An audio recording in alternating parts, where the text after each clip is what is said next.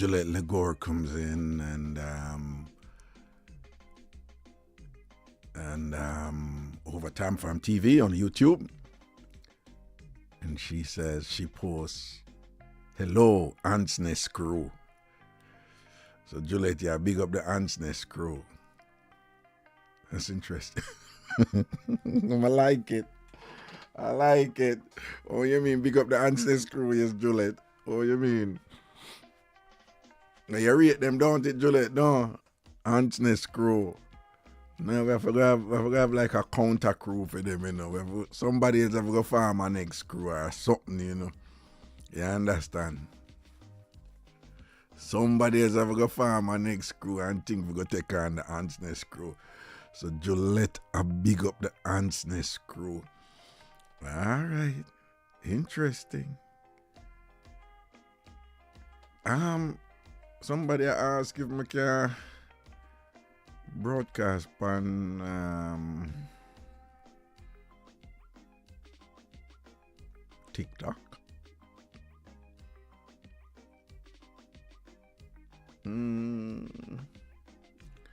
Never tried it. Let's see if it can set up.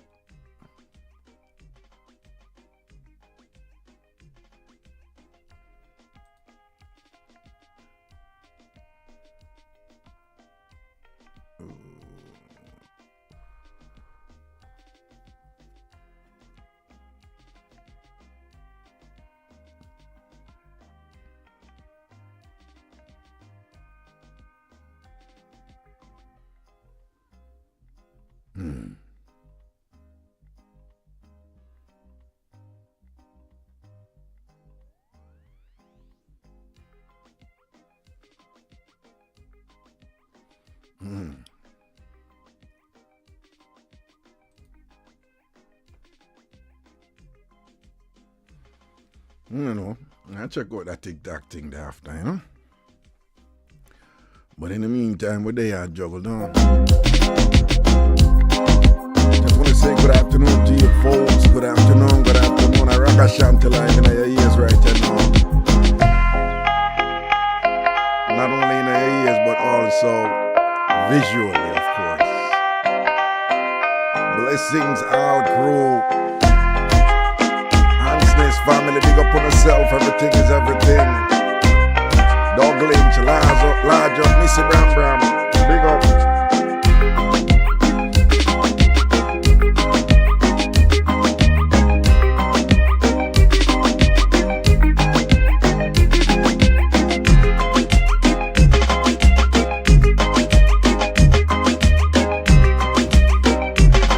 Great time, big up yourself in the large up.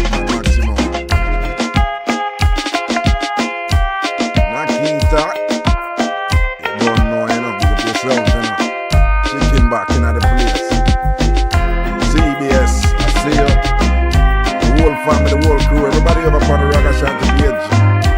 Over Facebook, big up on yourself, large up. We're waiting for the people and come in as usual, down.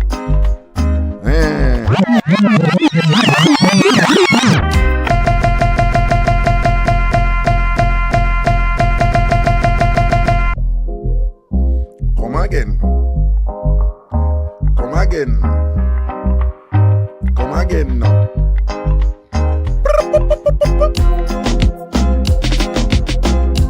Ready for up.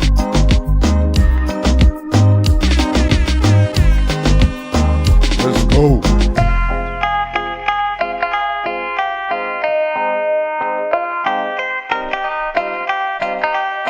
Check.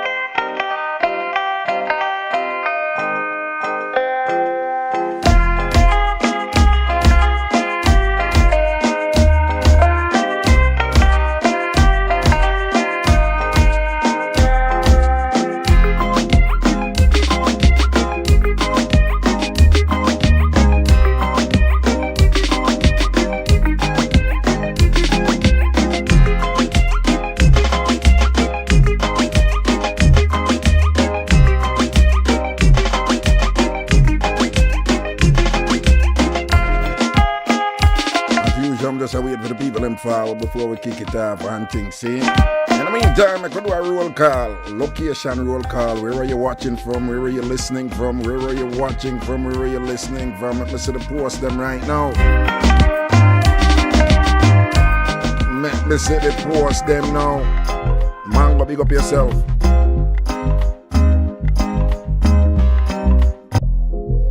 Of course, London, you're the correct time. Mr. G, T-Dot, of course.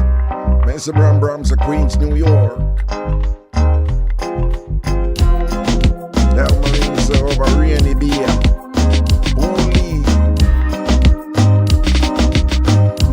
Bully say, I listen later. What is it? She hate for miss out on the one. But you to miss out on the passa on the live. Don't worry, Paulie. Do what you gotta do. Anglia Bando. And just lock the thing later. You see? Mad thing, though. CBS, you have a coach. You say that on your couch, Miramar, you have a couch, though. Yeah, like, you have something nice to sit down on, yeah, though. For real? Yeah, I'll big up yourself, yeah. Dog Prince of Brooklyn, Joshua, Chicago. Saving with Nadine, Albany, New York. J. Lovely, Plantation, Florida.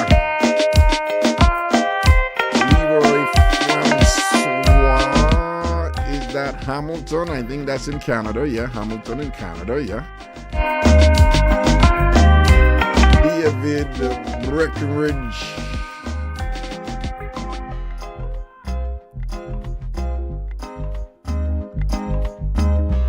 Lisa Dewitt, St. Vincent. I want to go there. Janji, of course, Granby.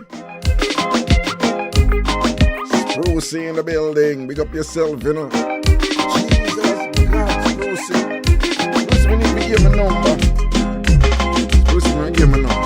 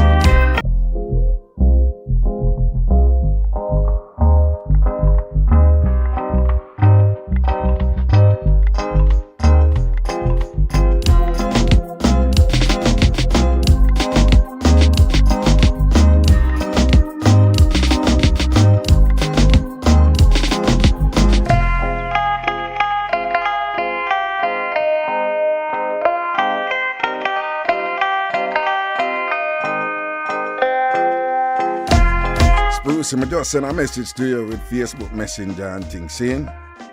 So just link me back on the WhatsApp and thing, alright?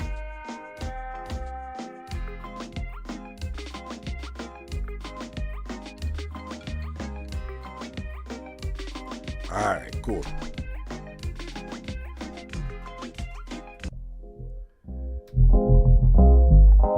Alright, so make sure the people might come from again. Right now with the roll call, see them, man.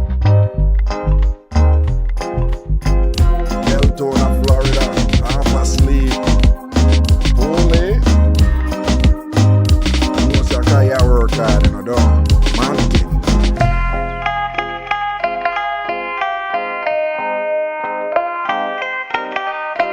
What we say, Antasha, New Jersey, I do it, don't.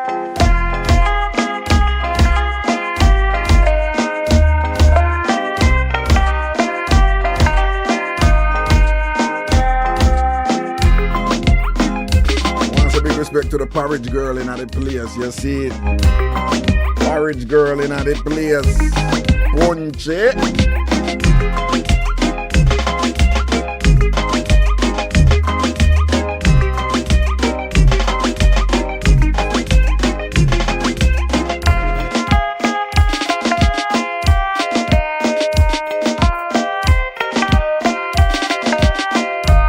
Sweet BRAGADAP on the Twitch platform. Big up yourself, Alberta, Canada, lock and seal.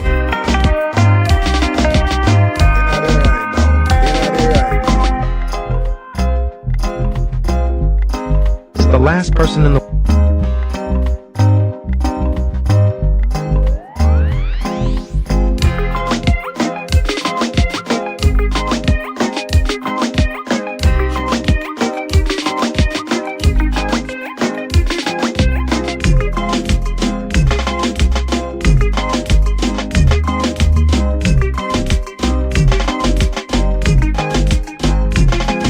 Nick here, big up yourself, you know.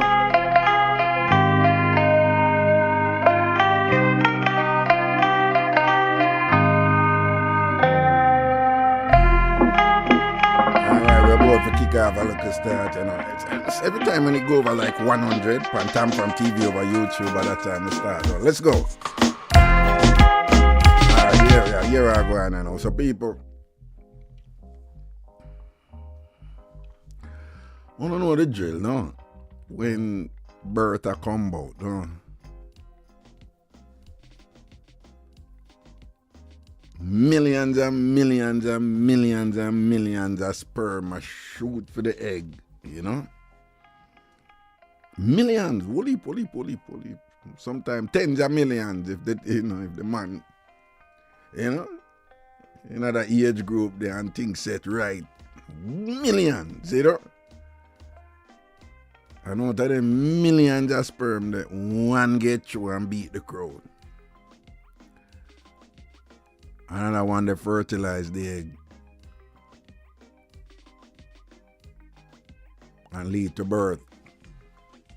And that's how each of us came about. Also along those lines, for many of us who have descended from our ancestors in West Africa, we know that millions died. Millions suffer and millions just never make it, you know. Some dead from over Africa when them attack them and capture them. Some dead in the sardine conditions when them did in the dungeon them, in the slave castle them and all these things. Some dead, a woolly dead on the ship them. Much has been written about our ancestors who chuck off of the ship them. Whole heap of our ancestors chuck off of the ship them and just say, I eat that. Because the beating and the suffering with them just start go through and thing and whatever will lead to them being on the ship. You know, some of them manage to just chuck off and just say, yo, death before slavery, you know. Then them come over and what the Europeans referred to at the time as the New World. Nothing new about it. It can't be new. There were people living there before them, but that's their arrogance, of course. And just initiated one of the most brutal and cruel and wicked fears upon millions of people all over, from South America, come up, Brazil and them place there. Paraguay, Ecuador, South America, Central America, North America,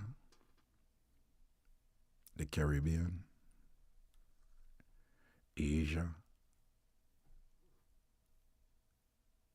These wicked white Western Europeans for more than 400 years, them do that something there, you know. Resulting in the killing of many people, millions. The Arabs also did it to sub-Saharan Africans. Light-skinned Arabs of North Africa, they did it to the black-skinned, darker-skinned Arabs, the darker-skinned peoples of that live below the Sahara, i.e. sub-Saharan Africa. And the reports are that they, killed as many people in slavery as the white Europeans did. They had this thing to that they had to prevent the black Africans from having children. So it was commonplace for them to castrate the African men to prevent breeding, which wasn't the case in places like America, with cotton slavery, chattel slavery, and all these things and whatever, where breeding was big business too, because it was all about money for them, So, what a lot of people don't know is that the slave industry back then, they were products. In the Caribbean, it was sugar and other things too, pimento and all these things. But sugar was the main thing, and in the United States, cotton was the main thing. But what a lot of people don't know, it's like, because they saw black people as animals, so that their thing was there were people who, like you have experts who know how to breed horses. You supposedly had these experts who know how to breed, the N-word that they refer to and things. And that was big business. And of course, you all know it was brutal. They did all these things in order to control people, control our ancestors, and the cruelty and the violence was, y'all know, tar and feather. Literally tar and feather, hot tar and feather. Or hind-quartered, like they will have 4 horses. If a slave try to escape, then we bring the slave in front of everybody. And they would tie each of their hand and each of their feet, to 4 horses, 1 horse here, 1 horse so. And then they would make the horse them run and just rip apart. And then people saw it, and it was to instill fear and intimidation so that the others don't try to escape. That was a common thing. A whole bunch of things. Put them in a hole, put them in a dark hole inside and cover them up like a little pit in a hole and cover them up for days and things or whatever. It was just unimaginable cruelty and wickedness and evil and thing. The type of thing that led to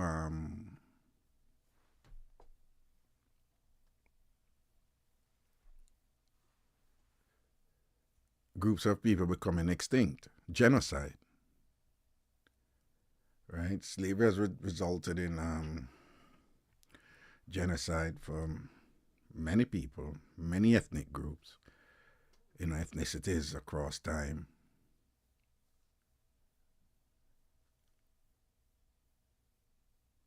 But many of our African ancestors survived. And it wasn't easy. People we there live, and we are going through our look a lifetime here. But I know say, I found no people who drop out 30 yard, 20 yard, 40 yard, 50 yard.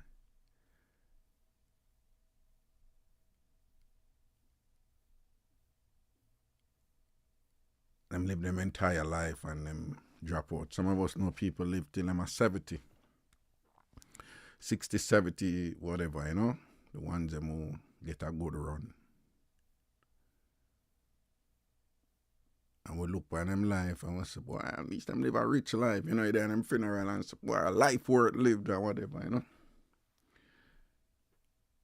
And just imagine that for 400 years we have people who, in our history and our heritage, generation after generation, lived their entire lives from start to finish under subhuman conditions perpetrated on them by others with the vilest form of cruelty perpetrated on them right through them entire life, from them born until them dead.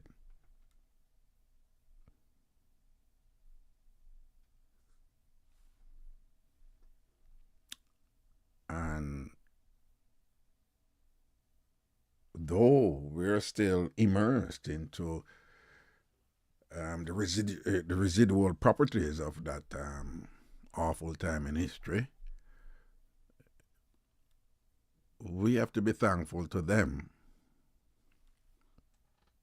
for the numerous ways in which they resisted, for the numerous ways in which they fought, never gave up, fight.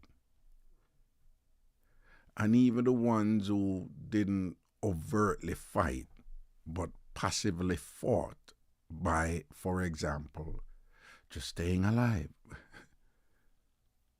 Some of us are here because somebody in our past may not have fought and go kill people or whatever, but just stayed alive. That is fighting back in. Because we can't beat the people them who committed suicide or who killed themselves or just gave up or whatever, because, those conditions were unbearable in so many ways.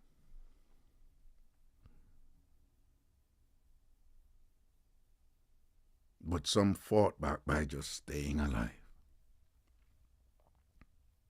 They stayed alive.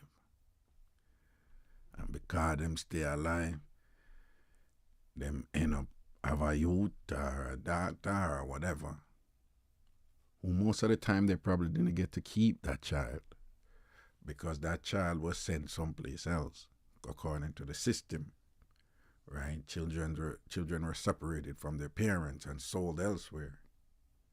But that child was sold elsewhere and that child grew up on thing and whatever.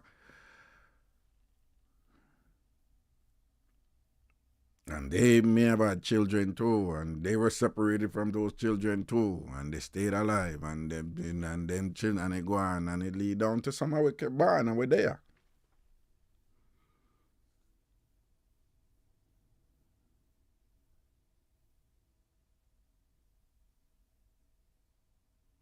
And we could go into all of some more of the details of the depravity and the cruelty that exists in then and whatever. But we say it all the time in terms, it's cliche, yeah, but we say, boy, I give thanks for life. No care where you go through, give thanks for life. You have a life, don't it?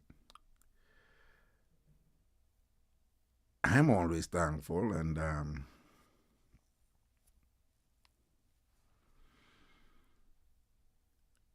don't live in the past. I make sure I don't live in the past. But I use the past, to remind me periodically, how fortunate I am for those that fought. How fortunate I am to be here and have life. How fortunate we are that we're here. We have this thing called life. How fortunate we are that, though, like I said, the residues of that cruel period of history, 400 odd years and whatever, still exists. We also have a lot of triumphs and joys for which we should be thankful and that we should celebrate and, that we're enjoying, I'm serious, if you have your local show where you love watch, if it's I don't know, if it's a reality show or whatever, give thanks to the ancestors. If you have a clean toilet, give thanks to the ancestors. Give thanks to the people who fight and get shot up and dead and war them. When you go on a nice restaurant and thing, enjoy it and thing, but them look at something, they give thanks to them. If your sister, your picnic, them not hungry and them have look at clothes, and them can, do them look at thing on a tablet and whatever. Give thanks. Yeah, man, give thanks. Be thankful. Always be thankful for those before us. Who the life where we are live right now, cure it hard. All if you're undocumented, all if you're broke on bills and whatever and things like that and whatever. The life where them live is nowhere near close to where you go through right now. You still have things to give thanks, all right, I know where they weren't even close to that.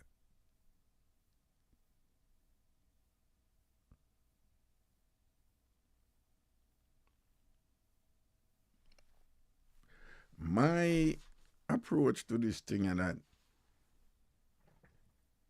I'm not afraid of working hard. And like my friends always tell me, you work so hard, and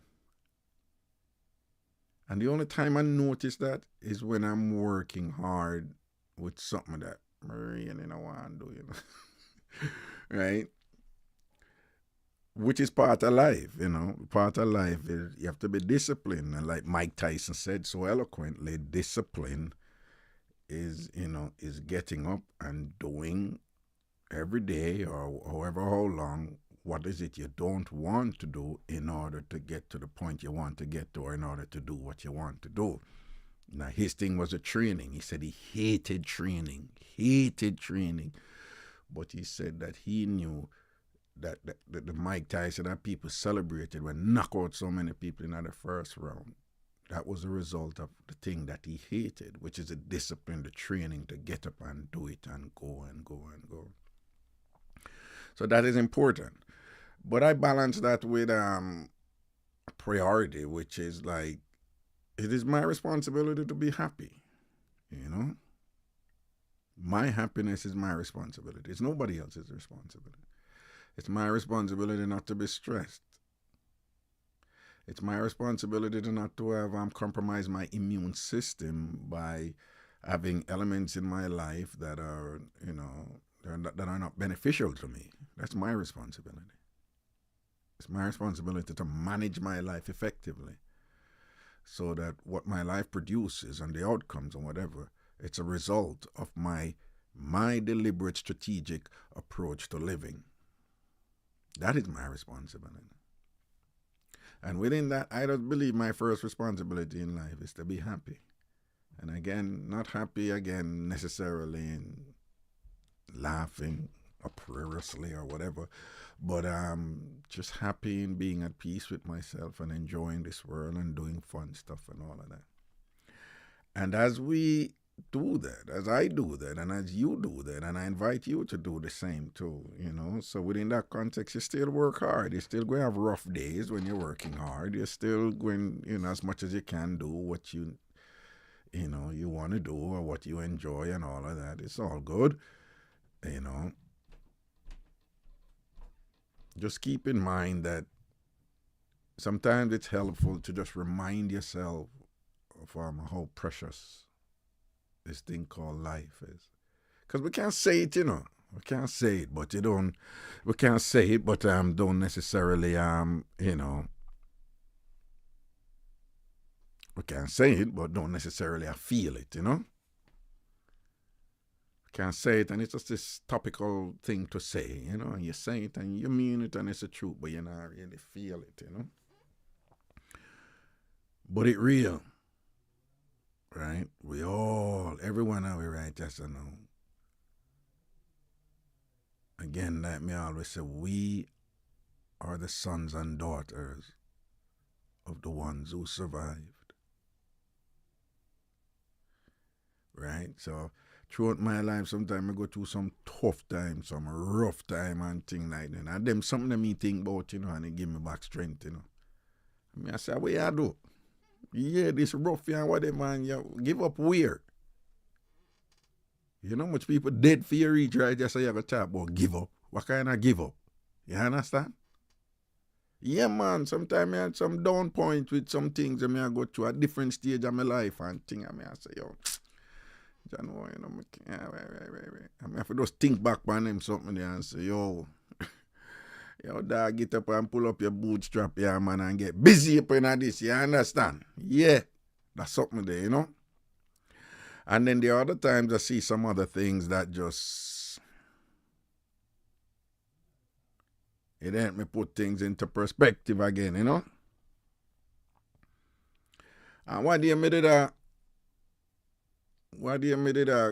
go to a part where I get caught up in this thing and just whatever, certainly look, just push hard with certain things and start, try to do certain things a certain way and never feel it the right way, never feel it how I feel, never do justice to my life, and never utilize my options them as best I could. right? And then I slide down one part where it really wasn't for me. Right? It really wasn't for me. Even though some attractive thing they did, it really wasn't for me. That's not me, right?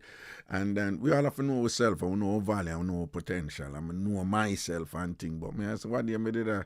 It's like me that kind of get a little bit too comfortably in a certain space, you know? I don't know me that.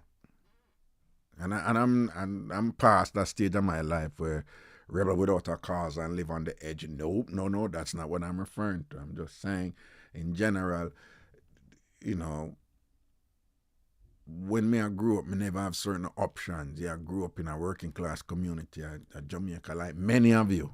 I never have certain options and things. I used to see certain life and whatever. I used to read Archie comic and see them I live some life in the Archie comics and thing and whatever. You know, I used to read Archie with Betty and Veronica and Big Moose. Remember them something in the Archie comic? Betty and Veronica and Big Moose. And who else in the Archie comic? Yeah. And Jughead. Remember Jughead in the Archie comic? No. And I see this world of America, and I read a lot of comics. A lot of you probably know. DC and Marvel was a thing back then. I mean, read all like comic them, and then you see the different worlds and all these things and whatever. And you see all these options out there. You just think, boy, them things that they would have never, you'd never get access to them something they don't. Yeah, Craigton, we never eat pizza. When I grew up, pizza come and now in Jamaica, you know, but before, we never grew up and eat pizza. We never know what it is. We just see them eat pizza. And it was just like, yo. And some things with them not eat Sunday and all them something there, you're like, yeah. You would never ever get to live them life, they don't. It's just like this fantasy world you see in the comics, them about life elsewhere and all them some. But look at us now. Even if you're in Jamaica, even if you're in Trinidad, you know, whatever, when I talk about just America or Canada or England, I say just life in general for Jamaica and its diaspora in the Western world, right, you know, and thing, and perfect, and thing we go through, we look how everybody have, we look at struggles where we are go through in our family life and all them thing there and whatever, but things very different though than back then when we, you know, the young people and probably not go through that with we, but back then when we are go through our little thing, and life was very different than it is now. We have so much to be thankful for now, don't it? Yeah. But don't forget why it is. That's why I said don't waste firing. So we go to a look at Renaissance what there privately. And recenter myself, you know. And then recenter where put myself back in a good place, you know. Yeah. So I'm in a good place right now. Mentally. I am in a happy space right now. Right people them around me. The things them when I do, when I know I can do, I know some I fulfill my potential. I am realizing my dreams. I not sit down and just have them out there up in my mind and whatever. I'm go out there and I act to put my dreams in motion. So much so that the problems them that come up with putting my dreams in motion are problems that I embrace. As opposed to when I did there what day where I deal with some problems and I just feel displaced, like, why am I dealing with these problems? I don't need to be dealing with these problems. And it's not arrogance, you know, it's when you know yourself. I say, me a Ragashanti.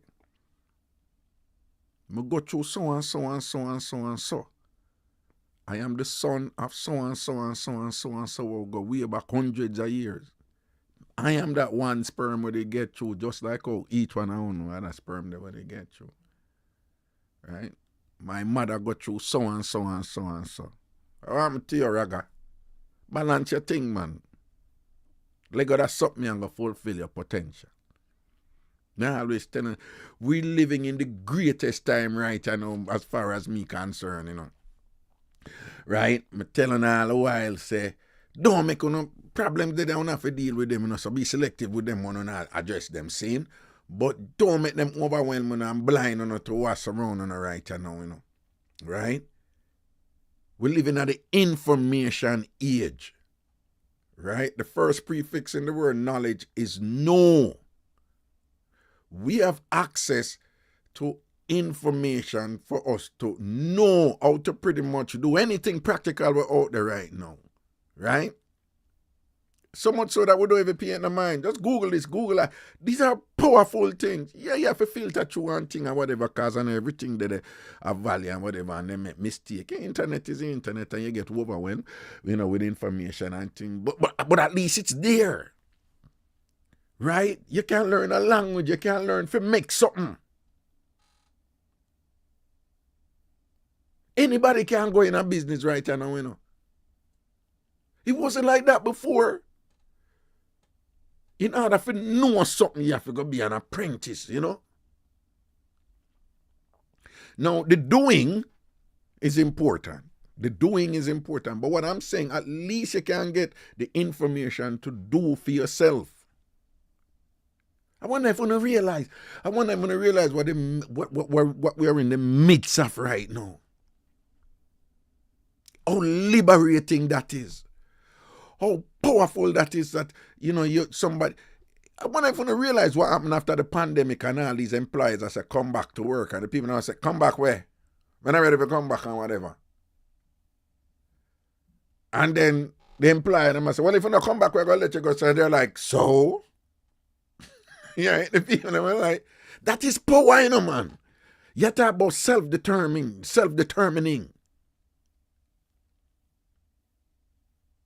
Because the pandemic, in the roughest time of the pandemic, it forced people to realize, hey, wait a second, I'm not at work and I'm okay. It forced people to bob and weave and adapt and adjust and thing and whatever. And people are like, wait a second, I can do this. And then even the ones who didn't really so much do and whatever, it just kind of, there's all this stuff that happened to people that make them look within themselves and say, what is life? You know, I'm stuck here and da-da-da-da and whatever. Yeah, you know, so that's a different level thing. So it make a lot of people say like, what am I living for? You know? 50, 60 hours a week at this. What am I? No. And you have some people who kind of just ratchet back the thing and say, you know what? I'm good. I'm happy. I'm happy in my house right now.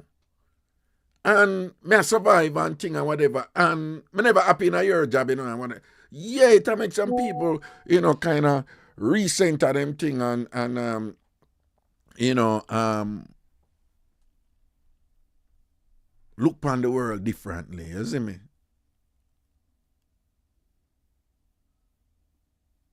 Yeah.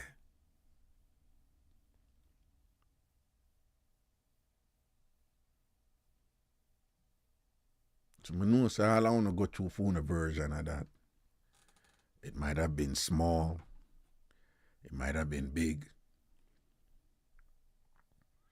But again, each one of you is a one sperm out of millions who got through.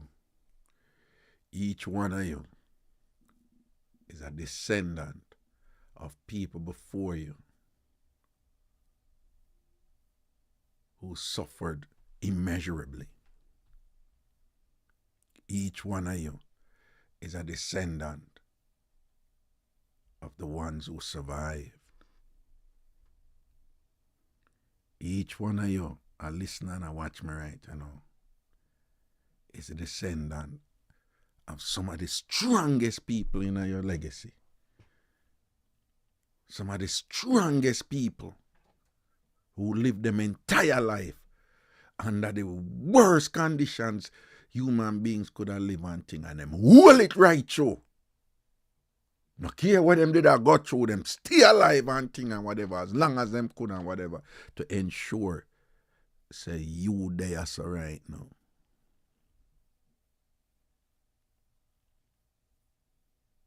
So if you go Red Lobster, be thankful for that. If you walk in at the park and sit down and just feel some cool breeze and think, be thankful to them for that. If you drive a car and you're comfortable, be thankful to them for that.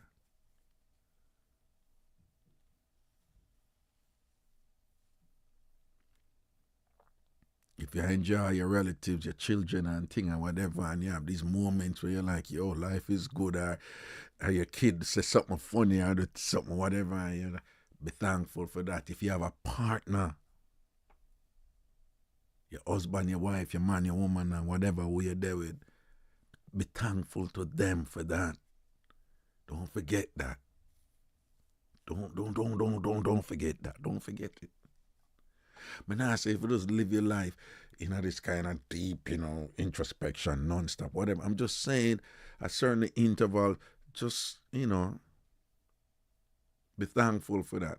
Because I find that it makes me a better person, and I think it would make you a better person too. Because when you're thankful like that and you have that kind of gratitude and that gratefulness will go back so far and thing, and you're centered in yourself and thing like that and whatever, it influences how you interact with people too, It make you more understanding of somebody. You may see how somebody I got through certain thing and you may not agree with it and thing, but you just have a look of security in yourself. So them are the result of some journey to and whatever, and that's for them there and all these things and whatever, whatever. It make you humanize people, you understand? It make you less crass, it make you less superficial, you're not shallow and thing, you move with depth, You're centered in your roots and your history and thing, and because you centered in your roots and your history and thing, say somebody else, they might feel them roots and history to one thing, but they might be at a different space, but you can't see it. And she said that person there is a product, of ancestors before them, who do so for ensure so them there's now, just like how yours do so for ensure so you there so right, you see me? And that's why it's a certain fuel. Certain things me use as fuel, Zig Ziglar. Motivation is a thing where you have to access it regularly. Your own time, your own schedule. But it's not something as a one-off thing. Christians go to church all the while to get spiritual food, because that is the space where they would say the word of God. So them not go to church one time and that's it. Them have some go every Sunday, some go more than every, and that is the idea, right? Zig Ziglar says like bathing. Staying clean means you have to bathe.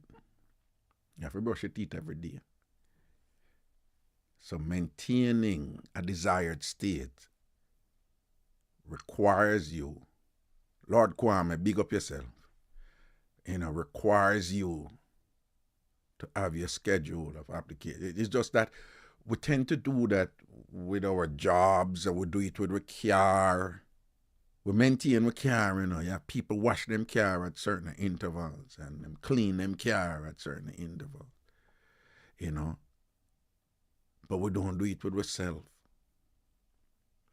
And sometimes we don't do it with our mind. I see people who are very disciplined and very religious in their application. I take care of them house.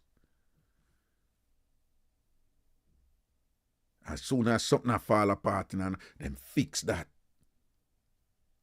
Them expand the house. Them realize the importance of increasing the value of the house for sale later on and whatever. But them don't do that with themselves. Them don't increase the value of themselves.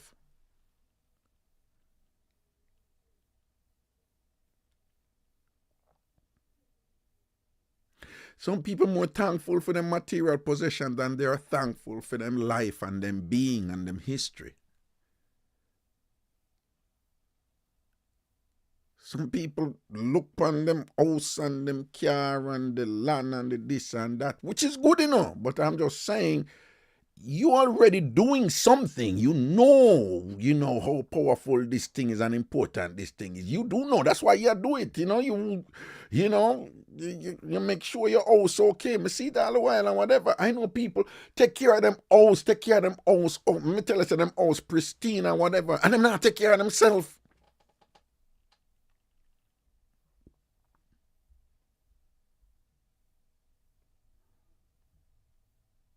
And of them something I say to the eye, them say, whatever schedule you want to use and however you want to go about it.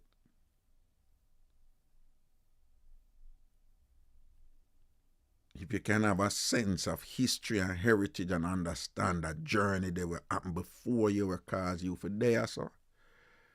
And if you can, when you observe certain things that go on in the world, use them in ways to reinforce your center and who you are so that you can continuously appreciate how fortunate you are to be living at this moment right now, knowing full well also that the time can come for anyone and we at any time. There's a randomness out there.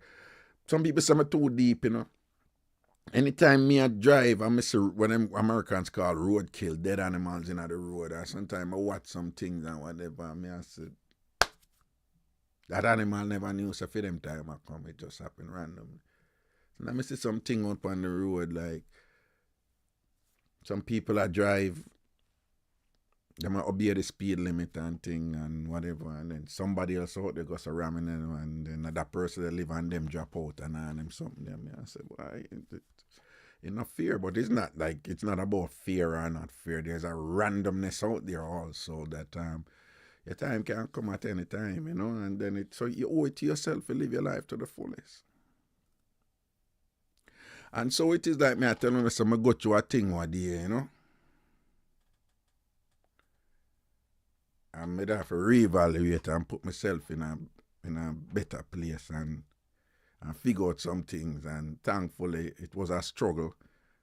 But as usual, I managed, I figure it out and say, no, this is not you, And I figure it out and I have my game plan now. So again, and I've gone through these things at different stages of my life where I had to kind of step back and evaluate, reconfigure, say first of all, figure out what I want. You'd be surprised how many people just get up and follow scripts that give it to them and them never stop to think, what do I want? And then once you ask yourself what you want, it helps to say, what makes me happy? And then for me, I also have to say, well, okay, that's me. Then I have to think about my responsibilities. The things that were me responsible for as a man. And that have to come in and play, and those are priorities. And sometimes them are priorities not necessarily in sync with what I want. So I have to kind of put back where me want and put those, my children who are depend upon me for them priority. But to any extent where me can't get it now for say, me can be happy in the process and thing, while me I take care of my responsibilities. If me can't do that, me I do it. And it's something like that don't happen by accident. You have to set out to do it. And I saw me reconfigure a thing and put all certain elements and thing and whatever, and then I see it now. But one of the things them where help me to kind of revisit history and revisit heritage and things like that, I make me just say, yo, do yourself justice, man. Come out of that safe zone there. Come out of that safe, predictable zone there. Where you get comfortable in it. That on you. Raga, that on you. Come out of that. Come on.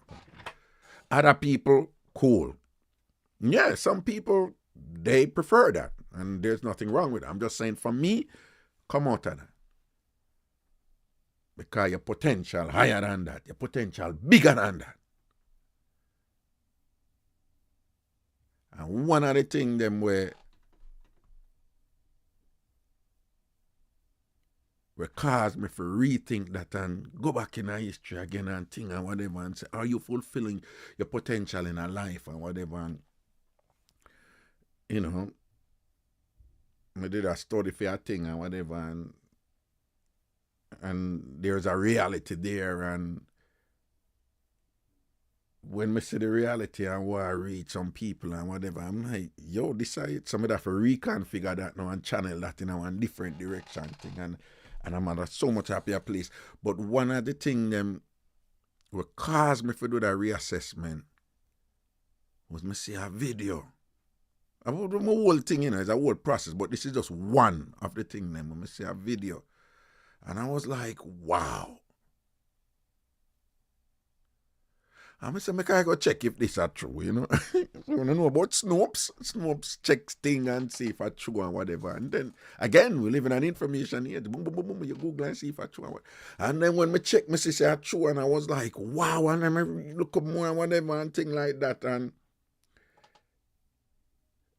I show a couple of people, and them was like, okay, yeah, well, and it never really have no impact on them, but that is all right. It just had an impact on me. And I guess basically it's when I did I go through and when I did there, you know.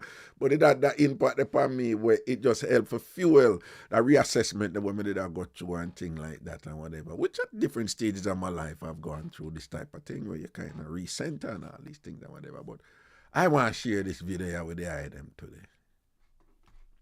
Right? And again, when Mendoza says, this just helped me. And when I think will help me, it did help me. We kind of recenter my thing, you see me? Yeah? So I share that video here with you right now and telling about that brother here. The thing have an impact on me, you know? Meds.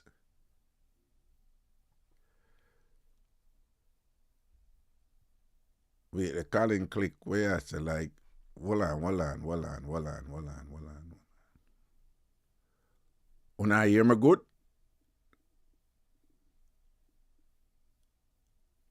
Una hear me good? Let me see for the. Oh, okay.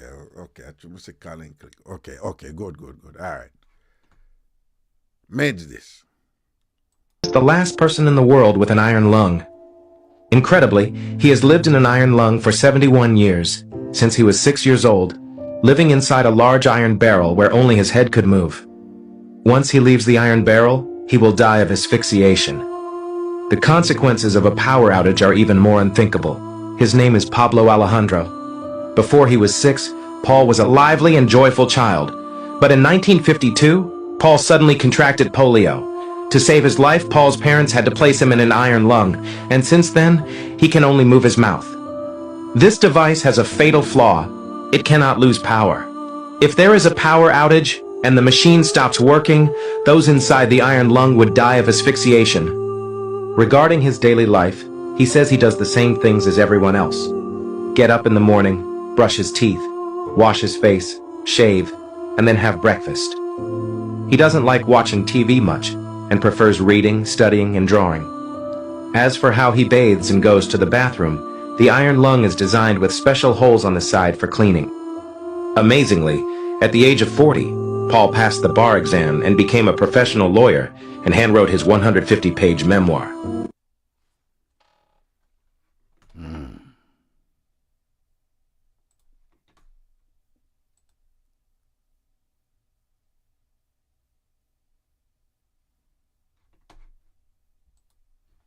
Now, as many of us we've been growing up, we've heard about people who live in bubbles and all them, something of them entire life and them thing, you know.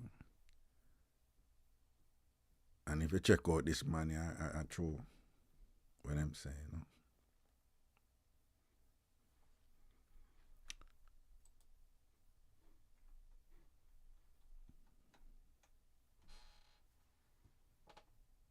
He's now around 70 or 71 years old, somewhere there about.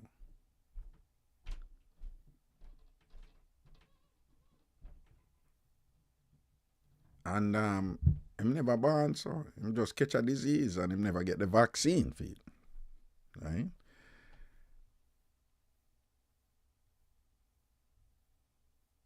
And the vaccine, I know people have all these things about after the pandemic, people have this automatic thing about vaccine. You would think that all of medicine has been bad. No, we have to be careful with medicine and whatever. There is a profit imperative in medicine that is awful. He's around 77 years old now. Yeah, 77. But he has been living in the iron lung for 70 years. Correct, right? So there's a profit imperative in medicine that you have to be careful with it and things like that. But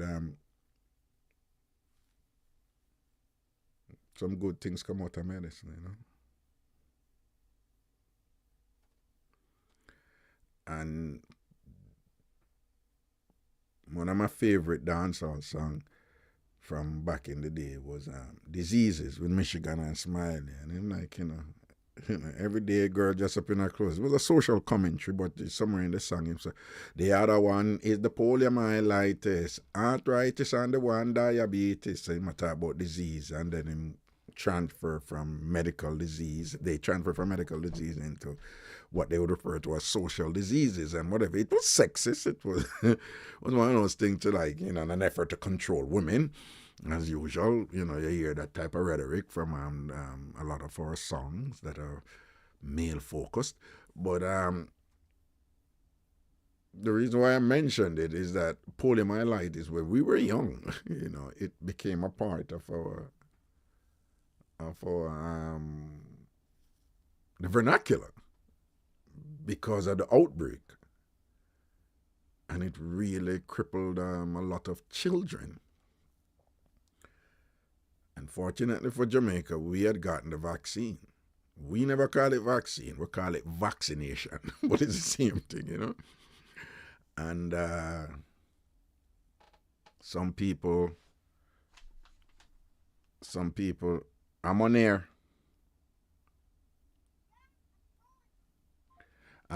Some people didn't get it, and the results were awful, Some children didn't get it, and the results were awful. I remember my mother making sure my sister and I said I'm on air. Oh, I didn't hear you, but Mommy talked to you. I am on air, KJ. Is it an emergency? You have Mommy's key. Oh,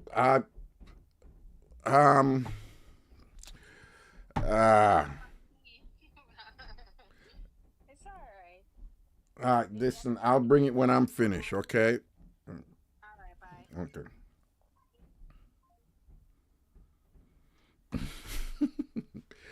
Things happen, to get no, I don't need to mention that. Whatever. Anyway. Yeah. See, Craigtown was like, you took polio meds at school. Yeah, we had to take it back then. You remember we have a vaccination on our shoulder and thing and whatever. And you see the mark and all these things and whatever,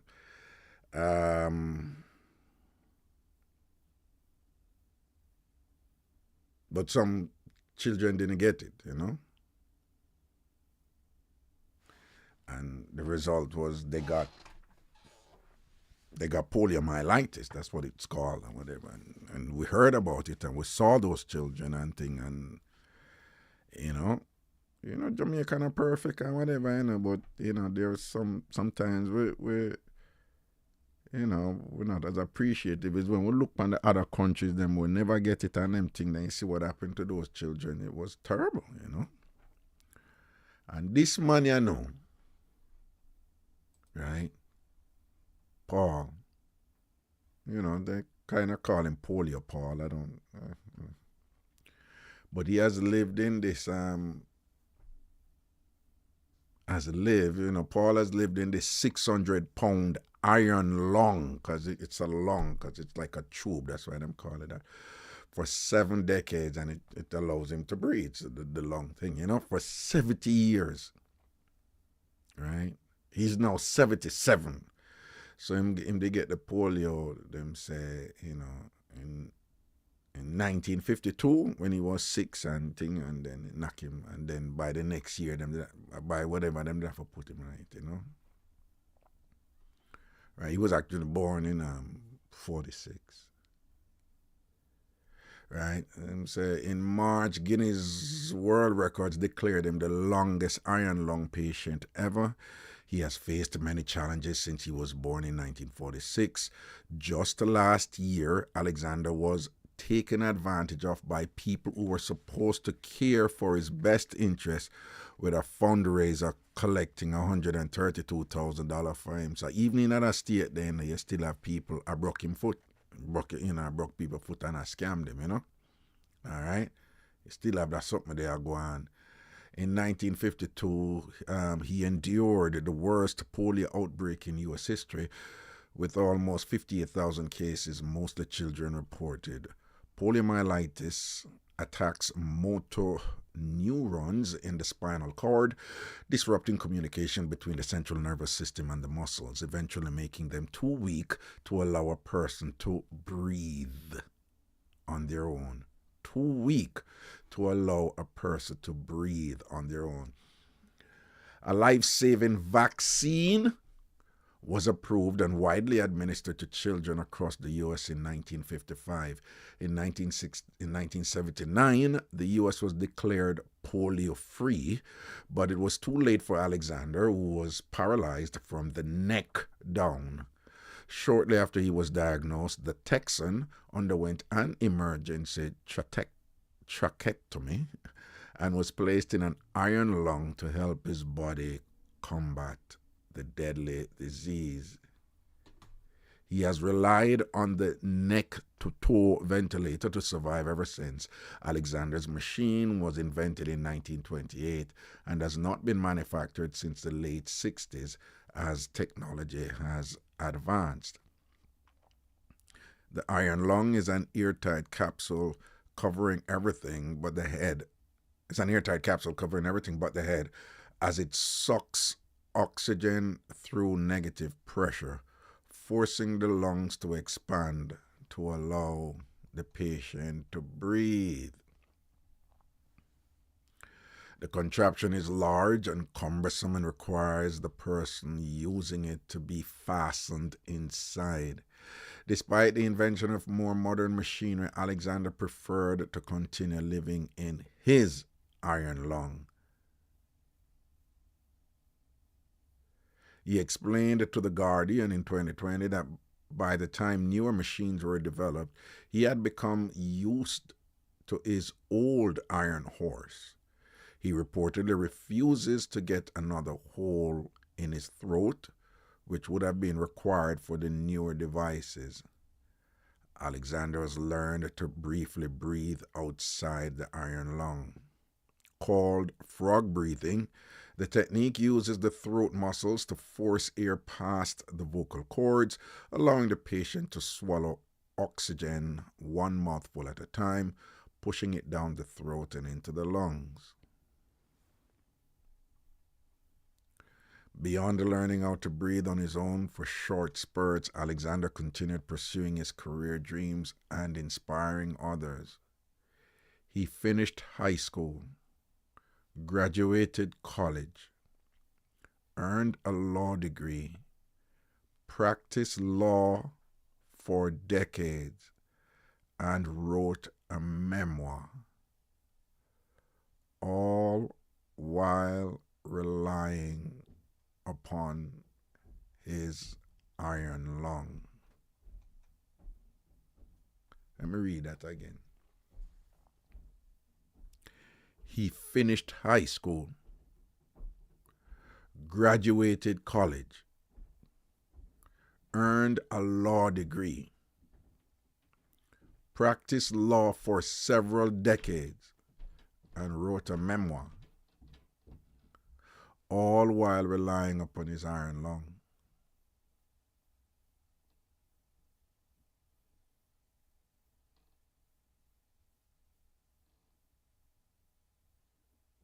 Poliomyelitis can only breathe in gulps, and the man, essentially castrated in this thing, this iron lung thing, and can't come out. And in there for 70 years. And in the 70 years under all of them, under that condition or whatever, there's something going on in his mind where he never give up. Where he never stop achieve. Where he never stop taking advantage of the opportunities out there. Where he had every reason to find excuse to not pursue betterment, which everybody would have understood given his condition, but did not accept that. Again, based upon something where going on in our mind, based upon how his mind set up. This man just kept going, kept achieving, and end up living a life with accomplishments that millions would envy.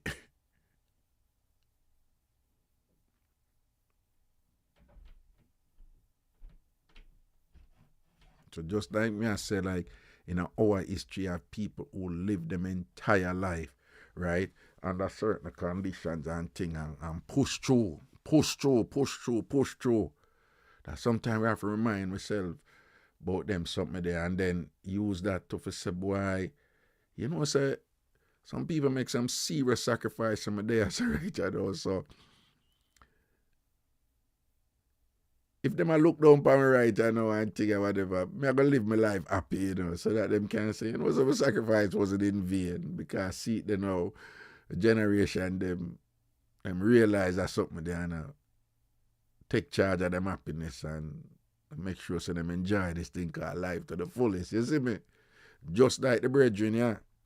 And what him said, I never gave up, and I'm still not going to, Alexander said in a 2021 video interview. As Alexander has aged, he has become confined to the contraption and requires round-the-clock care at the facility in Dallas. He struggles to maintain his iron lung, afford health care, and find housing that accommodates his needs. Paul lives in a small one-room apartment that does not have a window.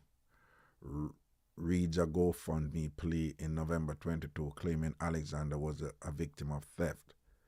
Thank you for caring for a man who has helped many throughout his life. So there he is. This man is an inspiration to so many and whatever. You understand?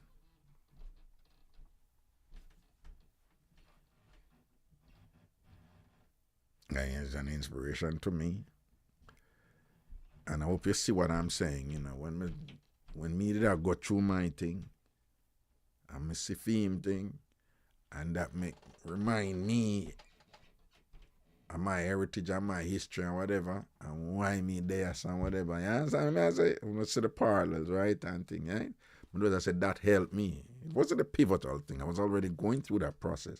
But I just want to share this with you, right? So you may go through all something right now, and I consider give up. Give up where? Right? I'm not minimizing whatever it is some of you might be going through or anything like that, but I'm just saying.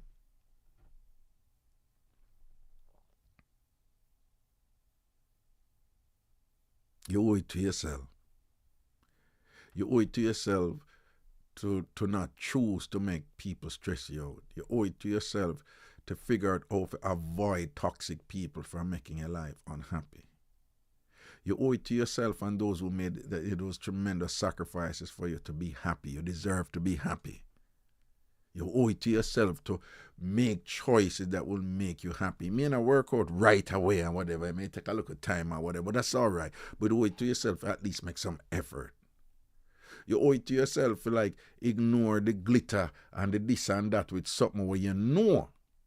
The glitter and the this would probably be money or looks or something or whatever, you know say that are nice, but you know say it come with certain crosses too. You owe it to yourself to not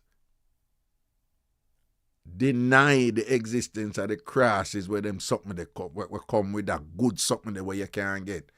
And say, you know, I mean, I leave that alone, you know. That is not for me right now, because it's not good for my temperament. It's not good for my headspace. It's not good for what I want. What is it you want? You want to be happy. You want to be contented. You want to be at peace and whatever. What is it you want? And then when you figure out what you want, what you do, forget what you want. You know, what kind of, you know, tough choices are even if the choices, them not tough, you're willing to make to get what you want. Because what you want not going to come to you. You have to go out the feet and get it and set it and create it. You understand what I'm saying? I say you have to live your life. You understand? And then when you do that now, you know, you're more likely to go in a position where you're comfortable with who you are. You know, with what you're doing when you wake up at daytime. You're going to sleep better. You're going to laugh more. You know, people are going to say this and that, and go just drop back and look on them and thing and whatever. And they say, oh, you know, this and that, and this and that, and you just drop back and look on them because you understand you. Them may not understand you fully, but you understand you. And you're in a good place. Mentally, psychologically, cognitively. You're in a good place. You're where you want to be.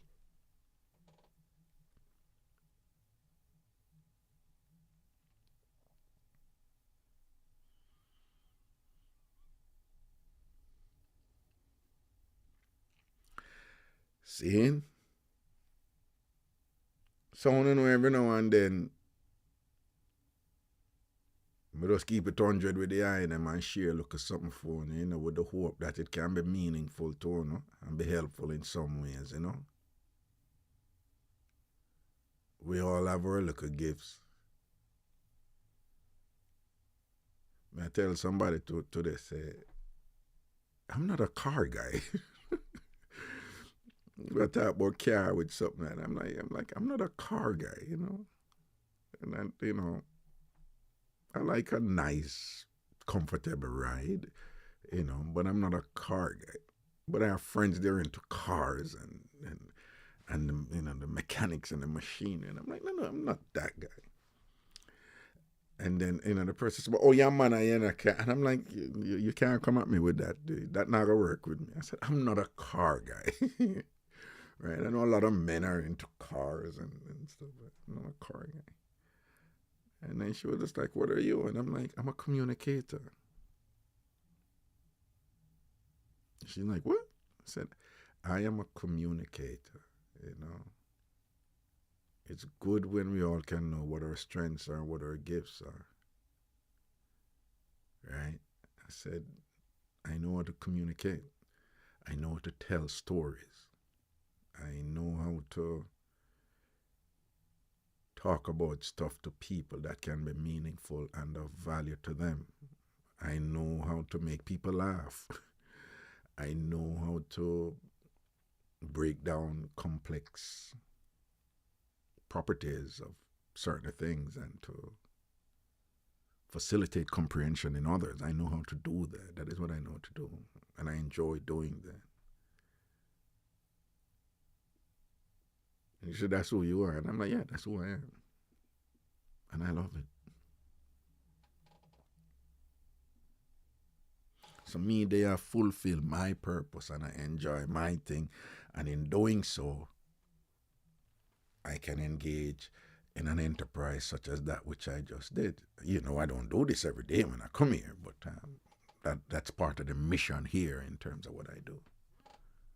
So I hope that this can be useful to you in some ways. Not just right this minute, but I also hope it, you know, if in the future you find yourself about to get mad and angry at somebody, that you remember that look a reasoning and say, you know, say, I don't need to do that something, you know, because I'm going to do myself an injustice. Don't make that person that draw me out. If in the future you feel like, say, you want to give up on something or whatever, you may remember something like this and be like, you can be reminded of those before you who suffered and resisted and fought to ensure that you're here to live a better life, that it's a golden opportunity for you, and that life is not necessarily going to be easy, but you need to be thankful. And in being thankful and whatever, you need to figure out a way to enjoy this thing called life,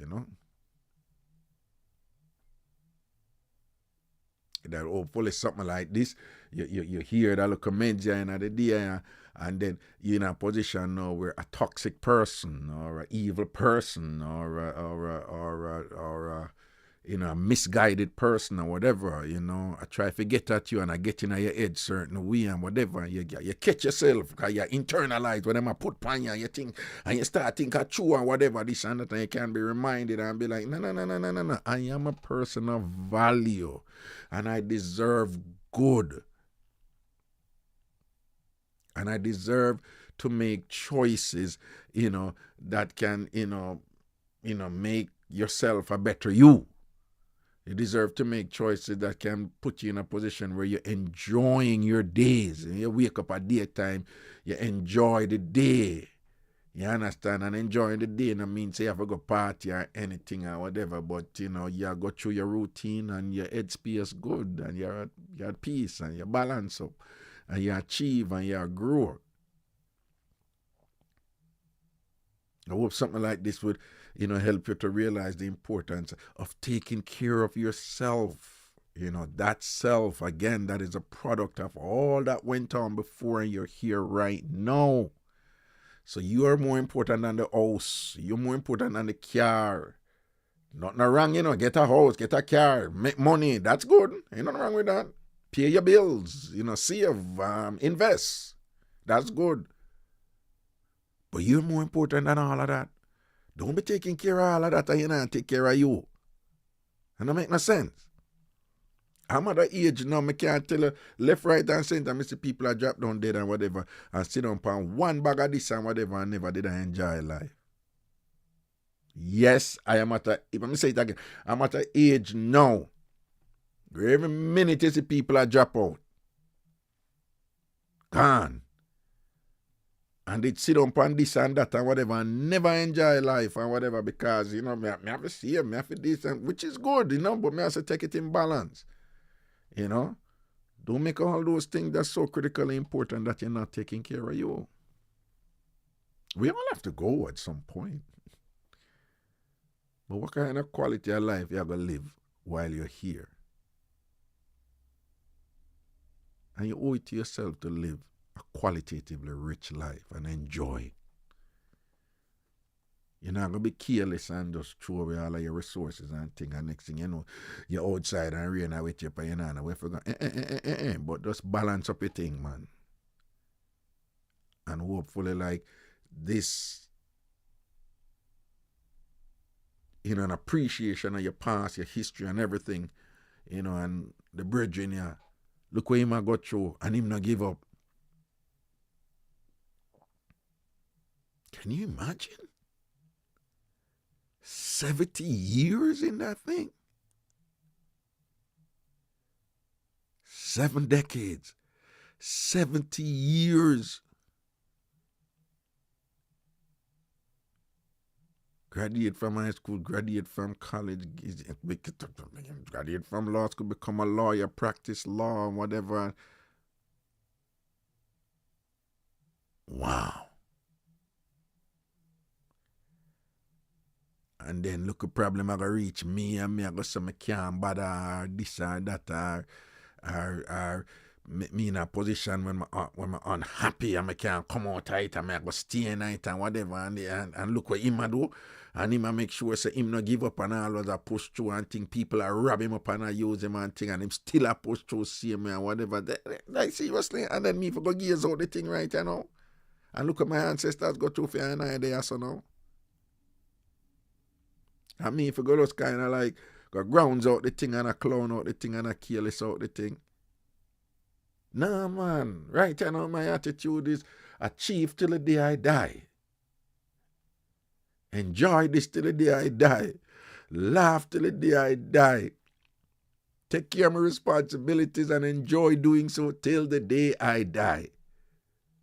Be thankful for every day that I get.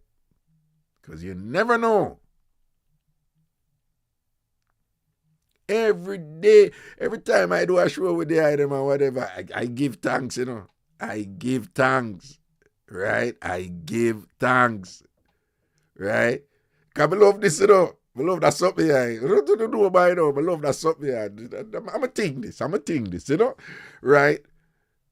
How many people get there and do them something there, whatever? Not a lot, but a whole heap of people, you just have to travel and go to different parts of the world and to show, what people are got through, and it make you realize like how fortunate you are. I am very fortunate for all of the people who do so in the past so that I can there. So I take advantage of this now and I appreciate this.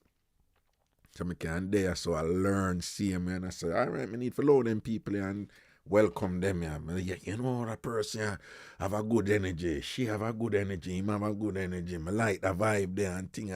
Yes, man. When I see him position, I want to know that. You understand? And that's a rise to the occasion. And enjoy this. Yeah, enjoy this. Right? Okay. Up in I think, Today was message day, They're unpredictable because, as my mother was just saying, I go with my spirit, When I feel it. I'm not force things, Nah, that's the other thing. I'm not force nothing nowadays, I'm not forcing things. But forcing different from pushing when you need for push, Because I'm telling you, my mother, when I hear Jamaicans with this thing too, but nothing happened before it time, I'm telling her, I don't believe in it. I do not believe in it. This thing, I said, nothing happened before it time, but I know what they meant, I'm a firm believer in going out there and make whatever you want happen, make it happen. That's what winners do. Winners don't sit back and wait for something happen at its right time. If you listen to construction of something like that, it's you're leaving your welfare to some sort of supernatural entity out there that is governing, in my discipline, anthropology, there's this thing called superorganic theory. I don't subscribe to it, I'm just telling you. And the idea is that culture is this unseen force that makes us do what culture wants us to do, right? And it implies that culture is an entity out there in some way that is directional, and their thing is you can't do certain thing before it's time until culture. I don't buy it. I believe in the accumulation of knowledge and growth, and things build on top of things, and you learn.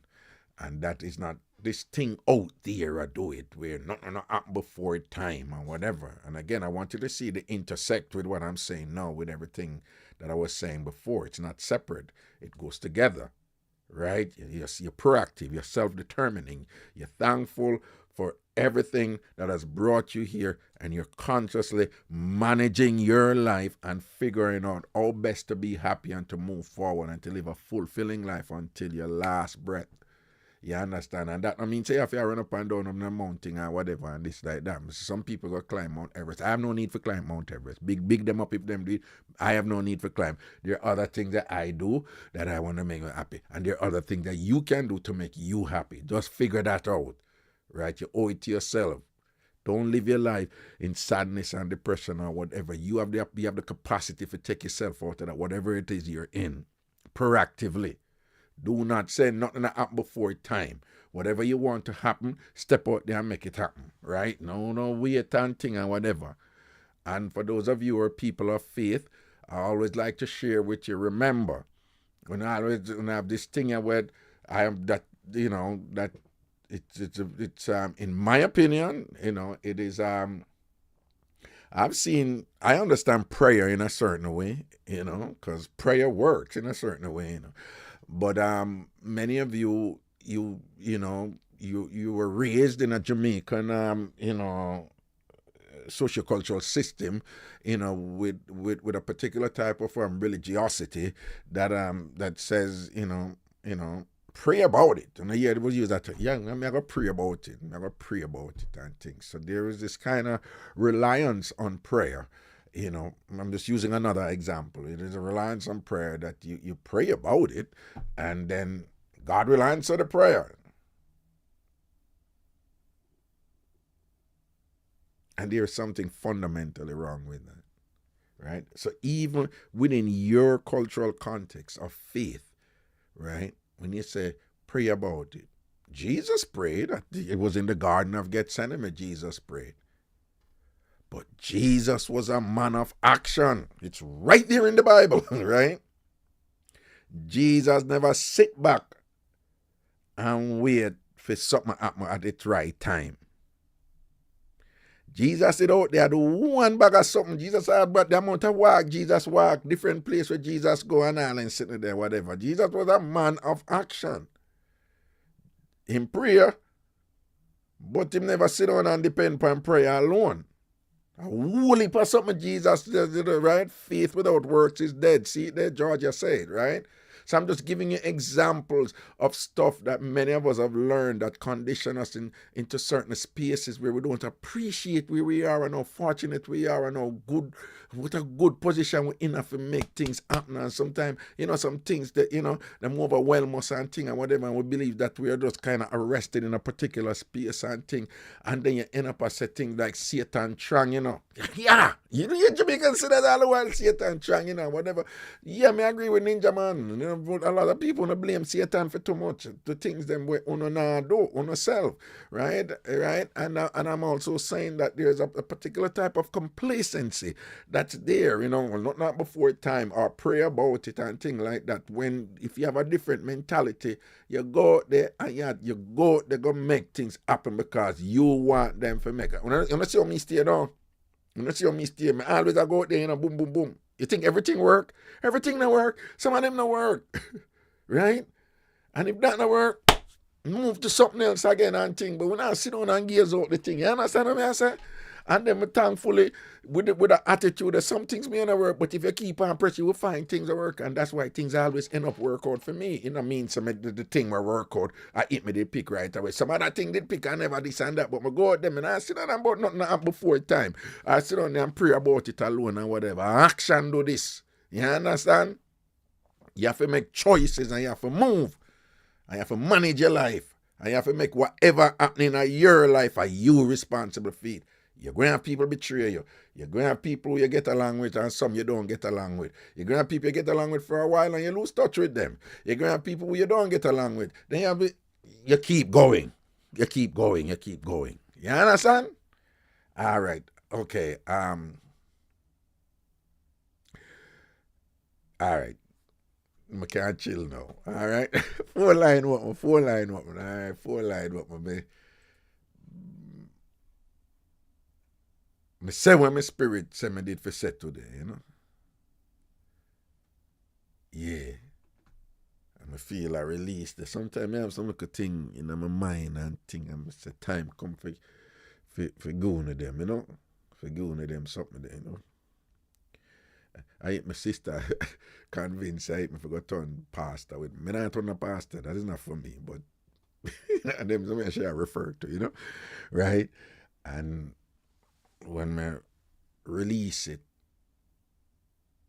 there's a feeling I have when I release it, It's a good feeling.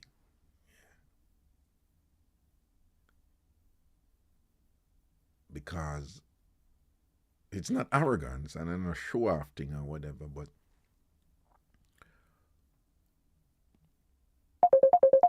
when you know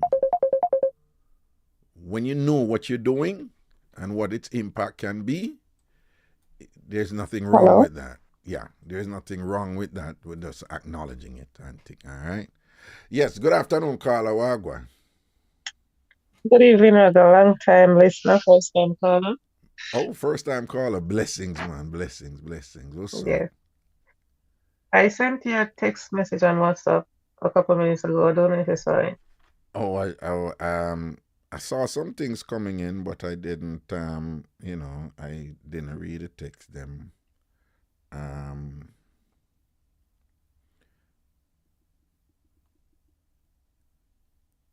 there's a bunch.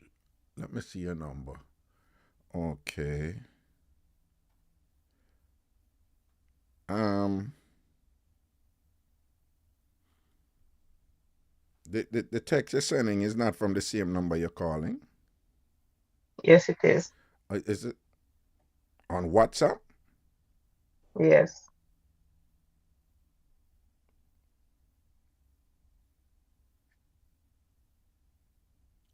Oh, okay, I see it. Okay.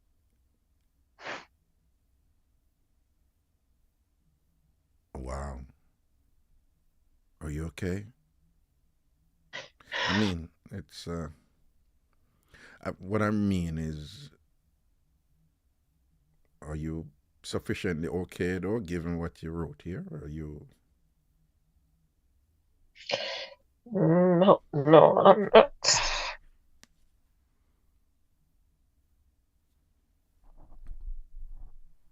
Is it something you want to talk about now, or? Um,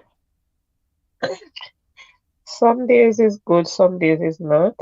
Mm-hmm. But I'm trying to give it as best as possible because um I have three kids. Two is Mm-hmm. here Mm-hmm. and one is in Japan. But Mm-hmm. my oldest daughter, she knows most of the stuff, not everything. Right. Because I don't want to burden her with everything. Right. But it it is like I've never spoke about it growing up as a child, Mm-hmm. and it was 2020, ending of 2022. Mm-hmm. I went into work one day and I said to my coworkers, because some of them they came up on the work program, Mm-hmm. I want to learn how to operate the forklift.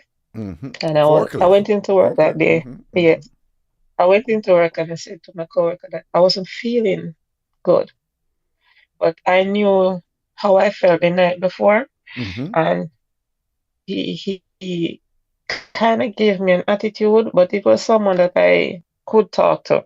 Mm-hmm. And then while I was bringing him up and down on the forklift, and I don't know, I wasn't focusing, but I didn't do anything for him to fell off or anything. Mm-hmm. But the way he reacted, Mm-hmm. instantly I end up in the emergency room. The way he reacted. The way he reacted to me taking him down from the forklift, Right. as I said to him before, I wasn't feeling good Right. because I didn't even know that I was depressed. I just noticed I can't sleep. I'm not eating. I Right. have this terrible pain behind my ears, Uh-huh. and I'm always nervous. I'm always anxious. Like I don't know how to explain it. But when I went to the emergency room, and that's when the doctor like asked me certain questions, and I was before the doctor came in, I was crying, and the nurse, the only thing she did, she just gave me a hug, and she Mm-hmm. said that I understand. Mm-hmm. So I the doctor came in, and that's when she told me that I have depression and anxiety and tension headache. Right. Right. Right. Yeah, Uh, and all that started off by me got molested as a child growing up, right. I right? saw you put that there. Yes, it was by three different persons. Two was step parent, one was family friend, and I did not talk about it growing up Yeah. Mm-hmm. because I'm a very secretive person Mm-hmm. because I don't like tell you something and then someone is gonna throw it in my face, Right. Right. right? Right. Right. Right. And then what? kind of triggers stuff for the past 2 weeks with me is that I was in a relationship with someone for 3 years, Mm-hmm. right? Mm-hmm. And I feel comfortable talking to him and I open up to him. Mm-hmm. And we have a disagreement 2 weeks ago, and he threw everything in my face Oh, God. and Mm-hmm. telling me that I'm mentally ill and stuff. And I said to him, the reason why you say that to me is because I explained to you and I tell you that I'm going through depression, Mm-hmm. right? Mm-hmm. They giving me medication, it's not even helping. I Mm-hmm. stay awake all through the night. It's like I don't know what it feels like to sleep anymore, right? Mm-hmm. Mm-hmm. And I don't know what's going on because I got married really early. When I was 22, I got married. It was a very abusive relationship. Mm-hmm. And though I stick it out for some years because I had kids and I know what it felt like growing up. I don't have a mother and I don't have a father growing up. I don't know what it feels like to have. Mm-hmm. And being that I was molested by step parent, Mm-hmm. my mom have played a part in it. So I don't really have any form of relationship with her. When you say she played a part with it, to help us to understand that a little more. She initiated it with her partner.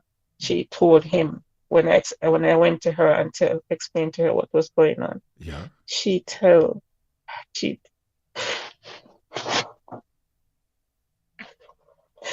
she encourages him to continue doing it. Oh my God. Like in front of you, you witness her telling him to do that. What I how I found out it was in 2021 when I came to America. Yeah. And I was molested by her ex-husband, and I called. I'm not gonna say much because I don't. I've said this to Don't my call any sister and I names. don't That's want. fine. Right. Right. Yes, Right. and I was talking to her and I said to her that your dad because I have different dad from my sister and my brother, and I said your dad used to do this to me. And she she said I told her I wanted to confront him, and I did not. I could not get any form of number or anything to confront him about it. But then what the next person now, I reached out to that next person and said, why did you do this to me? That time I was about 13 going on 40. And he said, go and blame your mom because she told me to hold you and F you. And I called her and I asked her, and she said, yes, she said it to him. Oh my God. And you were 13. You were 13 up to 14 during that time, Yes. right? Wow. I'm really, really sorry and devastated that you have gone through that as a child. And I was a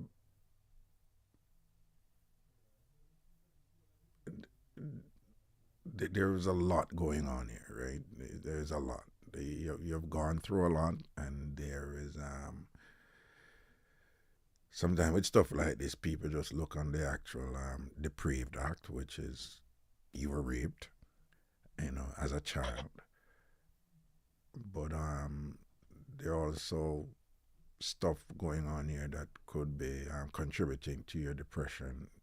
Stuff to do with trust and value because it's awful to have been raped. But what you're telling us right now, very often when your parents betray you, and whether we agree with it or not, there's a sacredness associated with motherhood that we're raised with. So when that sacredness of motherhood is also that played a role in your trauma, you if that is where you see the connection is, there is very often some serious stuff there to unpack and work through in order to get to a better place. And this whole thing, like, why didn't your mother protect you? Why did your mother, that type of thing, right? It can be, is a thing that can impact you unconsciously in ways that you're not aware of, and I know it might sound harsh, Robert, but I honestly to God, I have nothing in my heart for my mother. She's just there, but to me, she's not. so Because I don't you think ask her, and she said, and she I admitted, and she said, asked. Yes, she said it to me, and she didn't even apologize, right? She don't apologize. wow. She acted as if nothing was said, So after she right? said that, did My you ask sister, her why? Like, so why? What's the mommy? Why you did this to me? Why you let him do this? listen, Yeah. my mother is the type of person where you cannot say nothing to her. She never does anything wrong, right? My Mm-hmm. sister went through the same thing. It's not like it's just me. Mm. You mean she went through I the same I thing have too with the same man too? with her father, With but I her don't want father? to get into that. Right. That was he, which was my stepfather who did that to me. Oh, okay. Okay. That's just And terrible what they did. she keeps telling me that, oh, I I need to forgive them because it's not about them, it's about me. But no matter how I'm saying to them, forgiveness does not just come because someone say, oh, you need to forgive me, right? Who is telling you to that Nobody you wanna need to talk forgive them? Who about is it. telling you that you need to forgive them? My sister said I need to forgive them. Okay. My mother said, "Oh, I'm getting old and I don't want to die and go to hell, so I need to forgive me." Without she don't want to talk about it. She just want me to say, "Oh, I forgive you," but I cannot do that, Raga. I'm sorry, I cannot, and I will never, because I think that she put me in position to let a lot of things happen to me growing up as a child, right? I Mm-hmm. got pregnant when I was 14. And that was never something that I wanted to happen to me. I had plans for my life, Mm-hmm. but because I got pregnant early, I have to snap out of it and think about my child. This is why I have two daughters and I'm overprotective. My oldest daughter is 25, and honestly, at 25 years old, she cannot do nothing. I'm behind her 24/7. Sometimes you have to say, Mommy, I have to let me go live. I'm not a child because I know what I went through. Mm-hmm. Mm-hmm.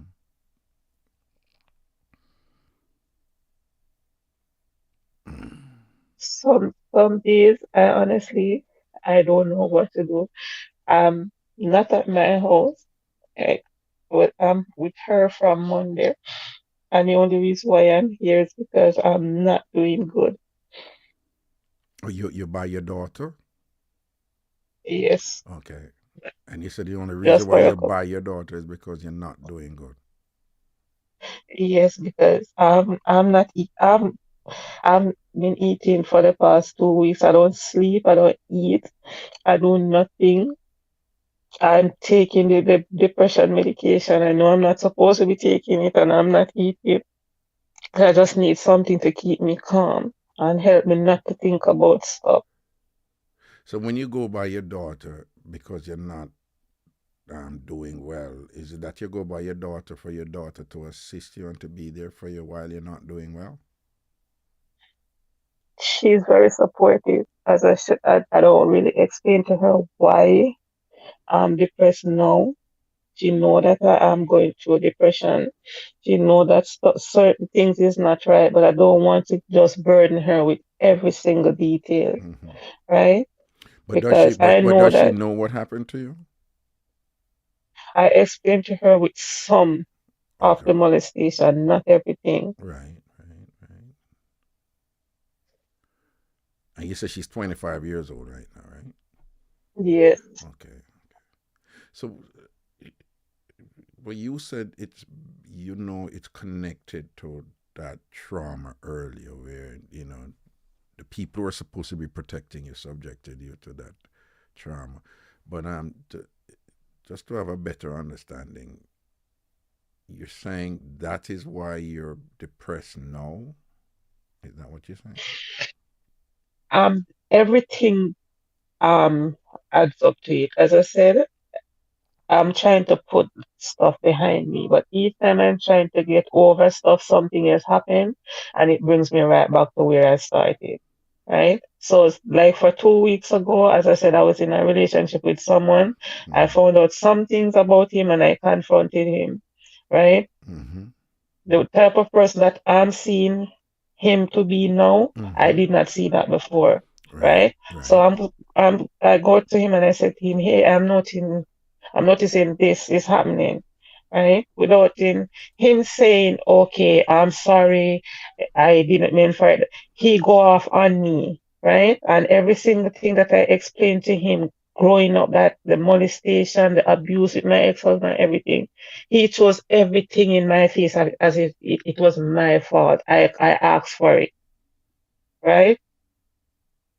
So it kind of put me in a state where who can I trust then? If Right. I come to Right. you and I tell you that like I don't open up to anyone. I was supposed to do counseling and I did not. I don't feel comfortable talking to persons and telling them every single detail, but because I feel comfortable with this person, Right. Right. right? Right.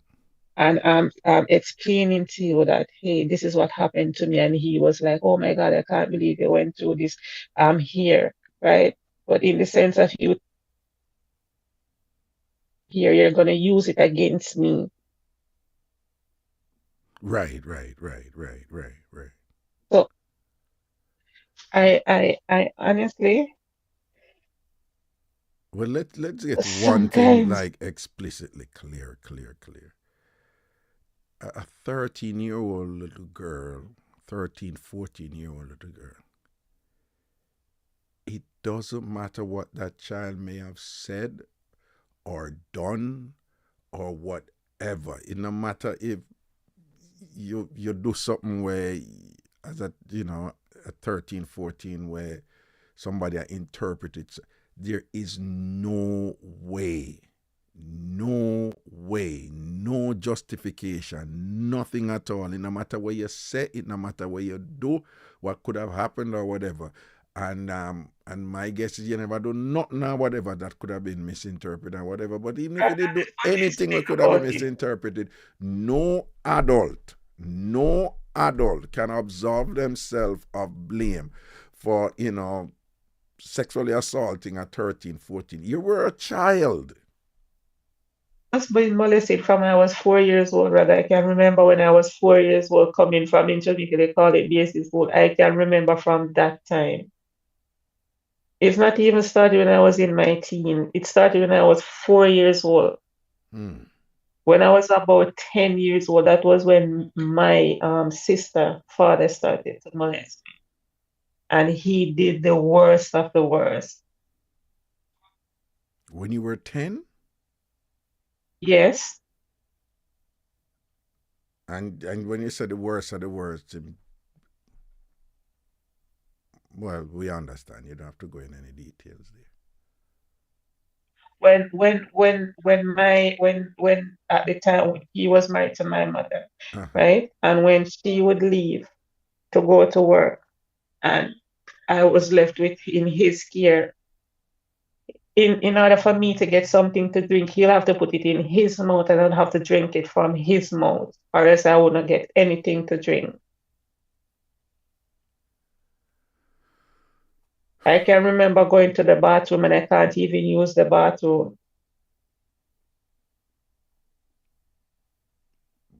What, him coming there with you, or was it from pain? It was from pain. Pain, okay. After, oh my God, at 10 years old. when I was 10 years old. I remember everything that happened to me growing up, every single thing. And the hardest thing about it, Raga, is that maybe because I was a different father from my brother and my sister, my mother never showed me any love growing up. So Mm. everything I was the bad one. I was always the one who is gonna get beaten for doing something. You have been through hell. You know, you have, and yes, it's that type of thing that if it happened one time, it would have been bad, but it's even worse that it happened so many times with you, and uh, and you understand on some level that it's still impacting you right now. And I hear you say you remember everything. You remember everything. You also pointed out that there are things that's happening, and you try to get over it, but there are things that are happening in your life, and I'm going to paraphrase right now, but there are things that happen in your life that trigger those memories. You basically said, and that when they're triggered, of course, they come with the trauma that was there before and things. And then there's the frustration of you trying to get past it or over it and things like that, but unable to do so. And you're right. You definitely need a qualified person to help you to work through these things. Because I'm going to be honest with you, some of these stuff happen to other women and they deal with it in certain ways. In your case, as in with a lot of other women, they just don't talk about it. But it's a good thing you're reaching out now. Is that I think you would be helped if you are able to work through it. And working through it, I'm telling you now, it has a potential to be a painful journey. Just working through it, and because it very often involves some revisiting and thing, but to have an understanding of it in a way where you can then start to be empowered over it. Yeah, is a process that you would have to go through, and but I can see that it's a burden on you right now. It's being triggered, and what the person you were seeing did was that was awful. I just want to be clear about that. That was awful. That was out of bounds. Not care where you and him have I wanna argue about. That is untouched territory for him. Don't go there. Given the sensitivity and the weight and the magnitude of what this is and how heavy it is and whatever. Him shouldn't go there and go throw it back in your face in defensiveness and whatever. That was immature, insensitive, and cruel of him to do that. You know, but do you have any resources where in a way of possibly, because where you are right now, it I would suggest that you need a consistent, reliable, safe, safe, um, space with somebody qualified, not anybody, people who I would suggest like a counselor who specialize in sexual abuse trauma, because it's a very specific world. You have certain spaces of therapy that are very, they just have a particular set of dynamics in them that is somebody who knows what they're doing, because it's the type of thing where you can cause more damage to the person who's coming to you. You're trying to help, but you're causing more damage and things. So you have to know what you're doing. So do you have any resources or any idea where you could just access somebody, a therapist along those lines?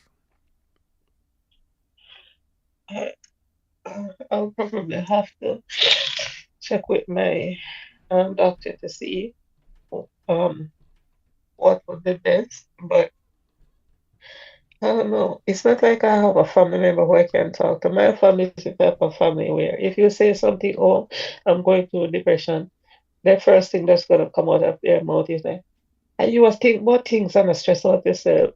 within they don't even understand. Right, It's right. not like I want to be in this state of mind, rather. Nobody knows how I feel. I cried more than how I probably. It's like I'm not in a. If I tell you I'm in a good space, I would be lying. Mm-hmm, mm-hmm, I am definitely not in a good space. mm-hmm, I'm not usually a person that has a lot of weight. And for the past 2 weeks, I've lost so much weight. It's like I don't even want to go on the road. mm, And persons don't understand. It's like everything is just keep, you would have maybe a good week going on and something happening. It's like everything comes right, flashing right back to you. But the one thing that I cannot get over, rather, is the thing that comes out of my mother's mouth that said, yes, she said that. It's like every time I think about it, my heart is like it's in my throat because I could never sit and allow someone to even look at any of my kids. mm.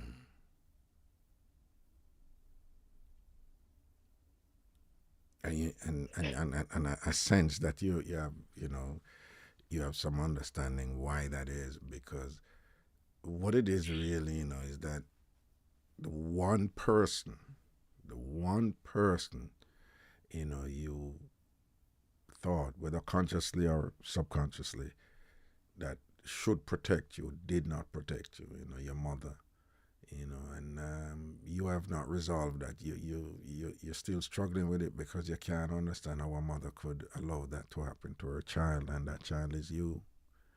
So that yeah, you have to you're gonna have to work through that to some way, because not being able to understand that, and again, I don't want to, you know, I don't want to start something with you that that I'm not able to be there for you with, because trust me, I have a good sense of what this will require, and we're talking about a long term thing with a significant investment of time, but this type of betrayal, and it's no accident why, some people might be listening and be like, you know, the father should feel focus upon another father do so and so and whatever, and not fully understanding that yes, you understand that that was terrible, and you're traumatized about that too, even to this day. But even bigger in that is that your mother, appeared to have facilitated this, allowed it, encouraged it, permitted it, and there's a lot that is going on there in terms of why she did that, and you haven't gotten past that for obvious reasons, so you really need to find some way to work to to explore that in a skilled, competent way, and not just loosely, because it's a type of thing that can bring out some stuff that make it even more problematic and even more devastating, because I'm going You to be know on. Mm-hmm. the hardest part about it, rather, is me trying to sleep at night, and whenever lay down, I can just see my stepfather just coming right at me. That will never. That I don't know how to get that image out of my head. Mm-hmm. That is the hardest part. Sometimes I'm here with my daughter, and she's like, where have you been?" It's like my body's here, but I'm not here. I'm totally out of it. I keep thinking, why did this have to happen to me? It's like everybody I get close to in life, that person always does something to betray me or to hurt me. There's not one single person I have on this earth that I trust. I don't keep friends. I don't have female friends. I don't talk to no one. I will go to work and I'll just high and buy and I come back home. That's it. I don't go out, I don't party, I don't drink, I do nothing. I'm Mm. just always in this little dark corner where I just prefer to stay there because I just think if I stay there and I don't open up to people, then I won't get hurt. Right, right. I'm going to say something to you, and let me preface that by saying, well, I'm going to take a little bit of a risk with you, okay? All right, so I'm letting you know, Okay. okay? Because what I'm about to say to you, to be honest, is usually something that there's certain things you have to go through first before you reach this point where you can say this, right? So just to be clear about that. So it's a little risky what I'm doing, but I'm gonna say to you, I sense that I probably could say to you, right? If I sense that, nah, don't do it, I wouldn't. But again, I'm just want to be clear. This is something you said at a certain point down in a counseling relationship, and experienced therapists know when to say it. I see what you say. You try to get that thing out of your head. Mm-hmm. When you lay down, you can't sleep because every time you lay down, and when you listen carefully, it's a little tricky, and sometimes people don't understand it. But you see, because it happened, and it's undeniable that it happened, and it has impacted you. The way to, the way to eventually get over it is not to try to get it out of your head.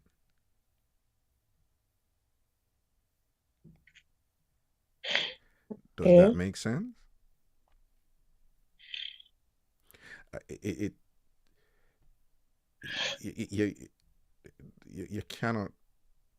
It's difficult and painful, but you make something stronger by trying to get rid of it in a way where you're repressing it or denying it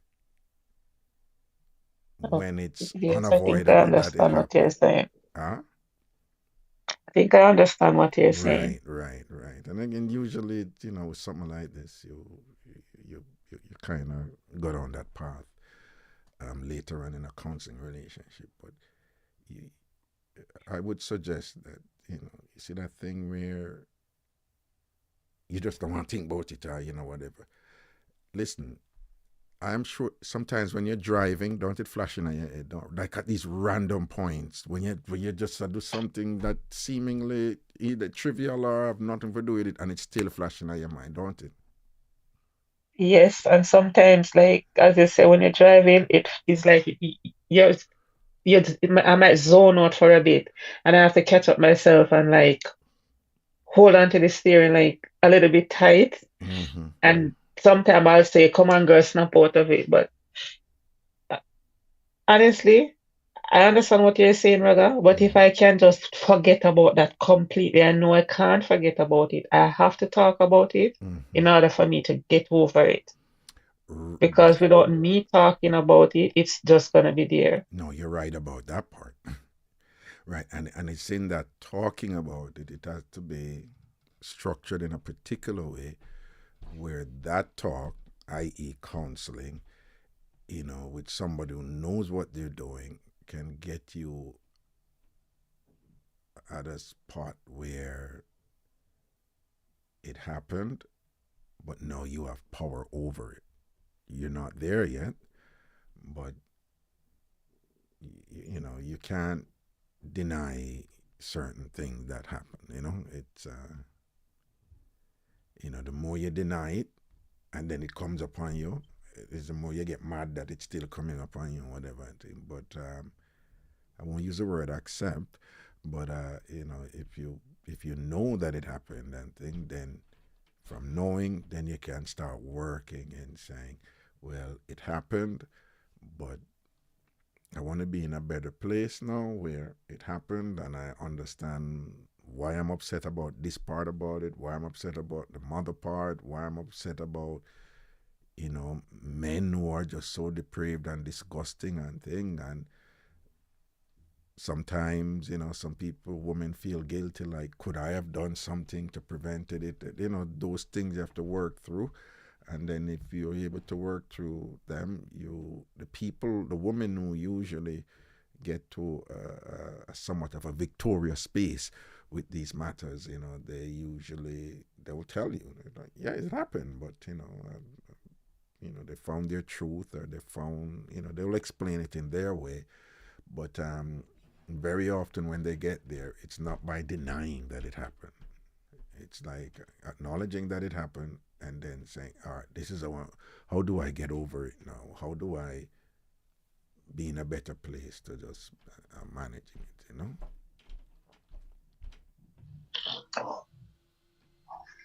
That But the is true. more you try to forget it and to just shut it out, it's the more you fuel it, these type of things, because listen, what happened to you is, it's, I don't want to keep reinforcing the negatives of it, but it's such a terrible thing, and that it went on for years and years and years, that it's not something you could just like, okay, I just want to forget about it. When I lay down, I don't want to imagine it. I don't want to associate that with bed. I don't want to, when men come around and things like that, or when a man hold me a certain way and it trigger and it remind me so and so, or if a man says certain things or whatever. These things affect people in different ways. I know a woman. It was a cologne. The person who used to do so had a cologne, and then she was with somebody who wore the cologne, and she snapped and nearly killed it because she smelled the cologne and she didn't, so it affects people in different ways.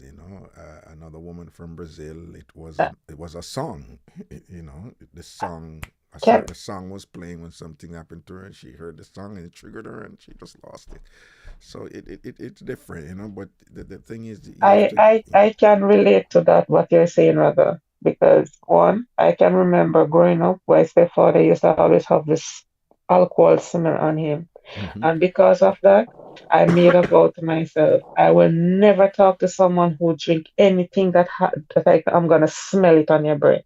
If you drink and if you smoke, it's a definite no-no for me, Mm. right? Those are So, those, yeah.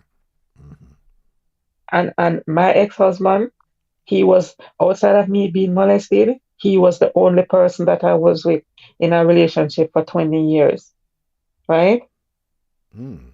Okay. And I, that relationship, I don't know, maybe there was a cloud over my head because he was so abusive. He was physically abusive.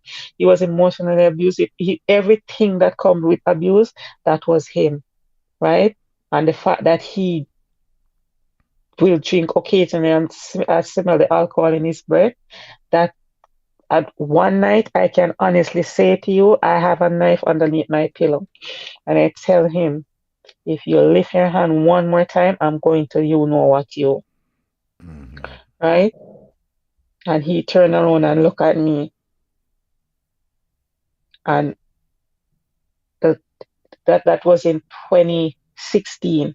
I was in America for 2015. And when I went back home, he is like he almost killed me, right? Mm-hmm. And I got up that I went back to Jamaica the 19th of October in 2015. And in December of 2016, I went to New Kingston and I found a divorce lawyer. And I said, no more. Enough is enough. I am not going to do this anymore. Mm-hmm. Mm-hmm. And so that's when you say about the cologne, I can relate to that. That is why I don't go to clubs, I don't go to bars, I don't go nowhere with anybody that says they drink because that is going to trigger something in me. Right, right. And I was just using that as an example because sometimes what happened, with you in this position is that there are other things that are happening too that that sometimes cause people to sabotage their relationship, that sometimes cause people to relate to their children in certain ways that is not good for the children and things like that.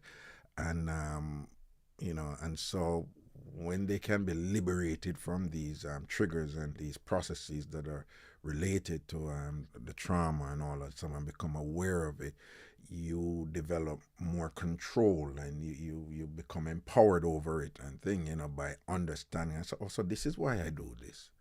This is why I do that, or this is why I do it. And then it is that slow process of increased awareness of the dynamics of of what is going on with you now and its relationship to then, and think it can slowly brings you in a space where you want to get to a point where what, this thing happened, but I am in control over it now, and I understand it so much now that there are no surprises or frustration there. And then what happens is you develop alternate counter measures that that would allow you to sleep because your mind is focused on certain other things and whatever that would allow you to sleep, because if you lay down and you remember it, you want to get to a point where you remember it and it doesn't bother you, and it's not that it's gonna go away, but you know like if you probably sometimes people go through something, and at the moment when I got through it, it was the worst thing.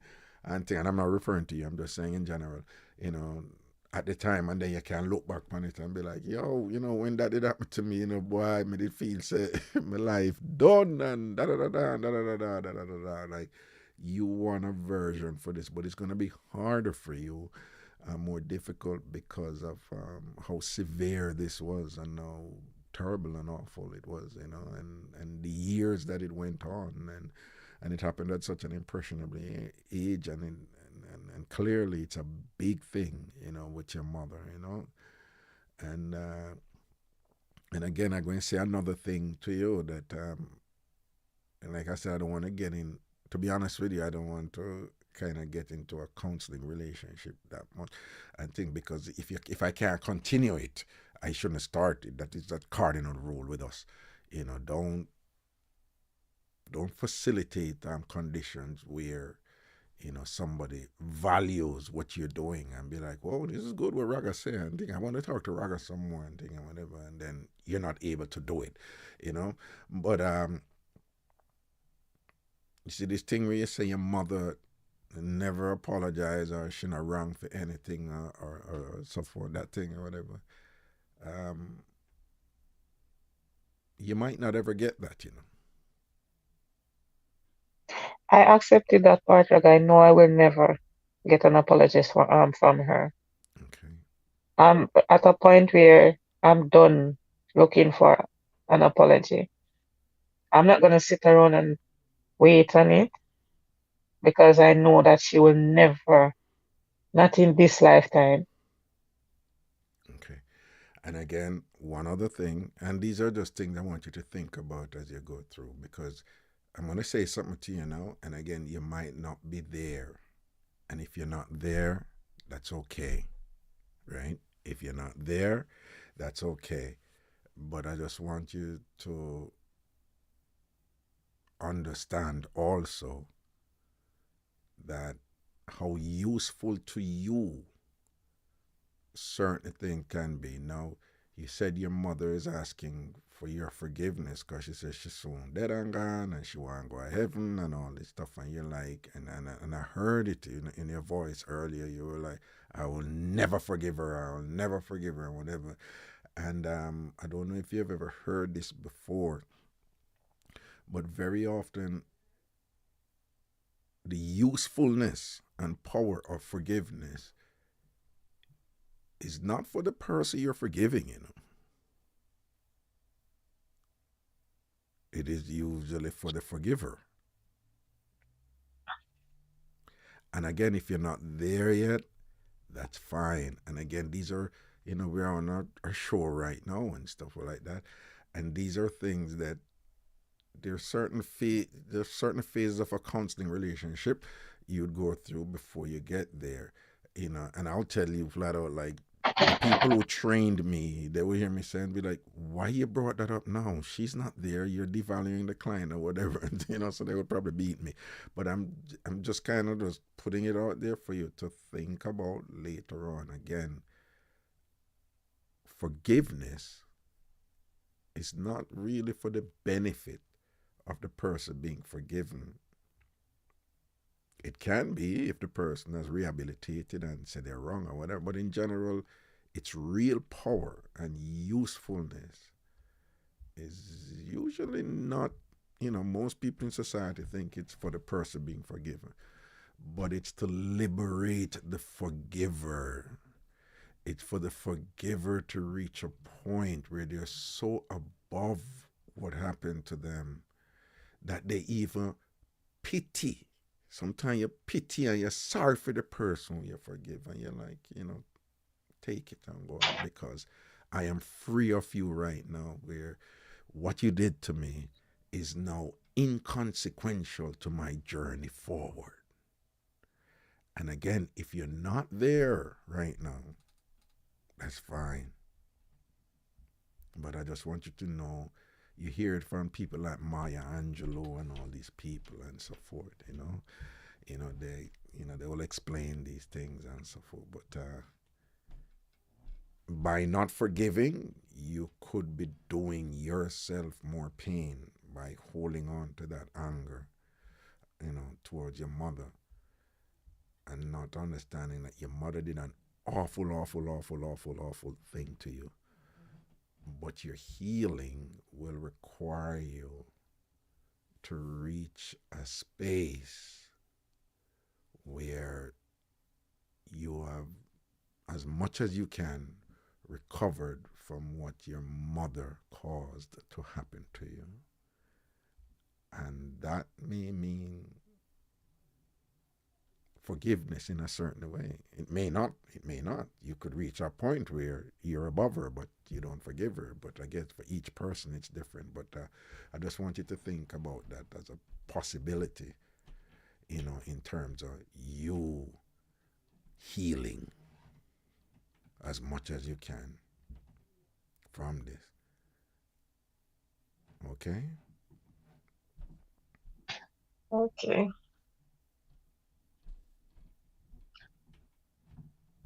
Great. I'll think about it. Mm-hmm. But And you're gonna talk to your doctor about the possibility of getting. I'm not gonna make any assumptions about your relatives, but you see what you said when you talk to your relatives about depression, and them say you are stressed out yourself and whatever. Let me just say this categorically. Um, we as Jamaicans, many of us, particularly from more humble backgrounds, you know, in a lot of Western societies, uptown people, they know the value of a therapist. In fact, some of them, you hear people talk about it here like it's nothing. People go through their whole life and them have somebody who them can't talk to. They talk to the term they use is shrink. You're like, oh no, I talk to my shrink, and it's like a way of life for them. Because they have somebody who they can talk to and bounce things off. Listen, our Jamaican people, they're very, very ignorant as in not knowing, not anger, because we sometimes use the word ignorant for anger, but and in not knowing, they're very ignorant about mental health issues. And unfortunately, they just think stereotypes. You tell them that, Jamaicans, your mental health issues or here, whatever, they think, oh, you're mad, or she mad, and that is a level of ignorance and a lack of understanding that we still suffer from as a people. And many of us are just not equipped. Even if they don't know how to deal, they're just not sensitive to it. And people will be going through some rough things that they would do well with some assistance. And they would just make these statements that they don't realize is insensitive and disrespectful, and it diminishes what people are going through. And then, you have a situation like you where you don't trust them and you don't say unto them. So people are going through there are a lot of Jamaicans going through all sorts of mental trauma, but would never talk to anybody because there's no safe space to do it. There's no people who would understand it, or be caring and whatever, because they just don't understand it. So them just talk stuff that just don't sound right. So my suggestion is, you might not want to speak to any of your relative, in terms of having somebody who you can, speak to, in a continuous way, and who is there and who don't know you on a personal, familial level or anything like that. But their job is to be as helpful to you as possible. I would suggest, particularly for this, when it comes to family and sexual abuse and whatever, sadly, we don't do too well. And a lot of societies are the same. I'm just saying, Jamaica included.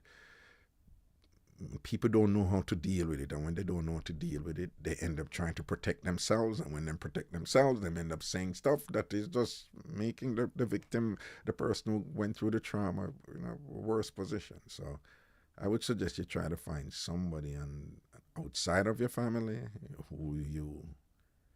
don't who don't know you like that personally. And also, I would also suggest that, if you're getting some assistance here, professional, um, that it not be what we would call a generalist. Don't get a don't just get a regular therapist or whatever. If you talk to your doctor, tell your doctor that you want, if they could advise you or refer you to a therapist. And this is my bias too. Don't avoid if they say a psychiatrist, I would suggest you avoid that. Your issue is not physiological, and what they don't explain to you, and they get caught up in taking, your health care and charging you. They're more likely to give you medication. You're already taking medication, right? What I'm hearing from Yeah. you, it's not a physiological thing. The impact is physiological. The impact on your body is also physiological. It's affecting you. You not eat, you can't sleep, or whatever, anxiety and whatever. But the source of it is primarily what, fancy term, psychoeducational. So it's cultural, it's social, and thing. And what you have to work out is, is the way you interpret and understand what happened to you, and that is the only thing. You may need physiological, medication is probably something to relax you or whatever thing like that. But so you need a therapist. I would suggest that is not terms we in the helping profession use. You don't want to use a psychiatrist, and you don't want to use. You want to avoid a clinical psychologist either, right? You want a therapist, and there are these therapists out there that are trained and versed in long-term sexual abuse, post-traumatic stress disorders. So when you talk to your doctor, say you want somebody who you can talk to about this, who knows about what happens to women when they were sexually abused as a child, and it keeps affecting them for years after. You want to talk to a specific therapist who can deal with that, who knows how to deal with that. And that is very important, because then they will just send it to a therapist who did collect money from your insurance or something or whatever, and just attack you, and them to read, because this is very specific. Trust me, this is one of those things where what happens here is particular. It's particular. It's not a general thing. Okay. Okay. All right, Rick, I'll definitely reach out to my doctor and see the best step forward. And thank you so much for listening. Thank you for your advice. Can I ask your permission for something? Sure. Is it okay if I take down your number and just save it and, every now and then just give you a call and check in? Is that okay? Sure, not a problem. All right, then I just wanted to. Um, uh,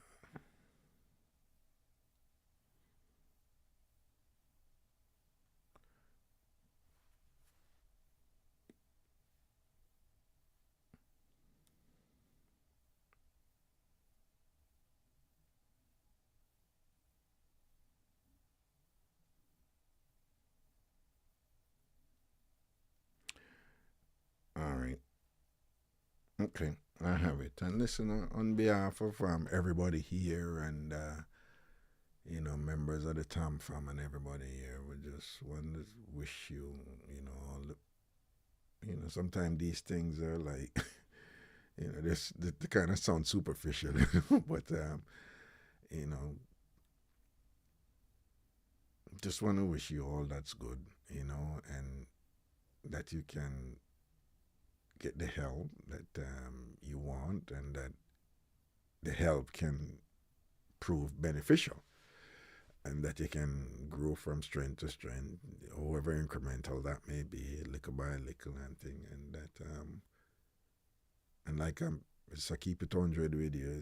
The thing can't disappear, what happened, but that you could reach a point where it's smaller in your sphere, it's smaller in your living, and if it can get to a level where, based on what else is going on in your life, it becomes minuscule and reduced in some way, where whatever skills you would have developed, that you're managing it in a much better way, and it has less impact on you. Just on behalf of everybody who's listening right now, we just wish you well and improvement. Just want you to know that I know the people who are over here, and I know how they are, and I know people just really feel you right now and just want what's best for you. Okay. Okay, thank you.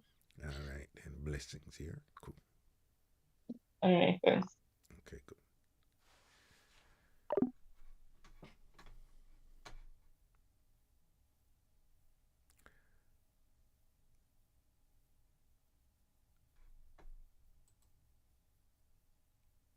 Well, people, you know,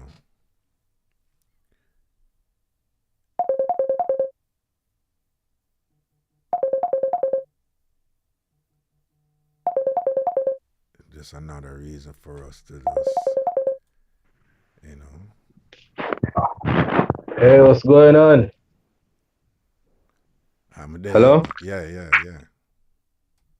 Yeah, man, long time listener, but a first time caller, you see it? Seeing, Yeah, man, I listen to ladies still. I actually called him for yesterday still, but I listen to ladies still, you see it? yeah.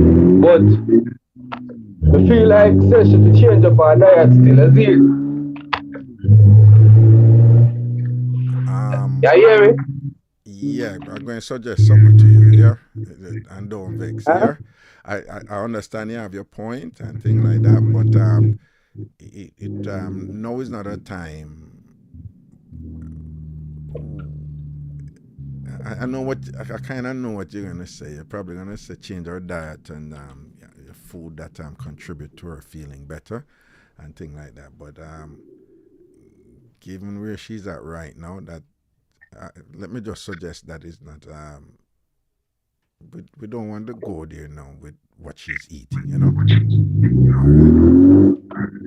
Oh, Zin. All But that's what right. I said. That. Yeah, man. Yeah, man. No, no, I know what you mean, and it's valid because your food affect your temperament and your state. But after all of that, I don't want the first thing we're going to is what she eating and she need to eat different. That's probably not a good idea. All right. Probably later on we can talk about that. Okay. All right. Yeah, man. All right then. Cool. Well, thank you for your Ah. contribution. Okay.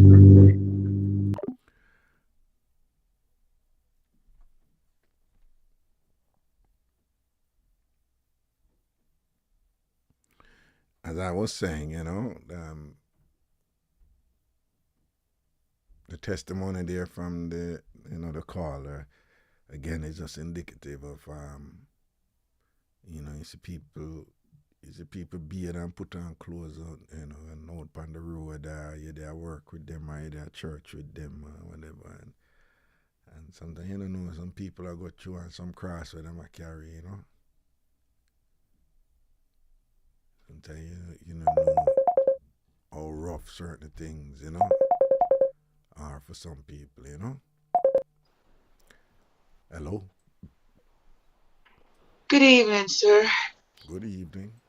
I'm in my car, so you may not hear me clearly, but I just wanted to call in to say thank you for being that ear that we need, that Mm-hmm. we know you're up there, non judgmental, Right. you listen, and so thank you for being there. And to that young lady, I feel your pain. So just know that there are others out here praying for you, and Raga will always be there for you. In turn, we will be there for you as well if you feel the need to call back on. But Raga, most of all, thank you for being there. Blessings, man. Blessings, blessings, blessings, blessings, blessings. Thanks. Later. Yeah, man. Respect, man. Safety on the road, Yeah, yeah. All right, cool.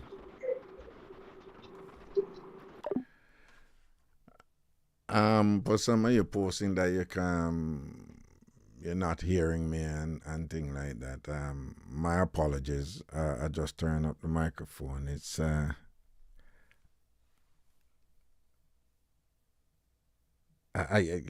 what happened is that when I'm dealing with certain subject matter, I do things with my voice deliberately and things like that to achieve a certain effect, impact, and thing. And sometimes I lower my voice too much for what it is. But I just turn up my voice, so I know for a fact that you guys should be hearing me better right now. Okay? All right. Yes. Want to thank the caller just now for that, because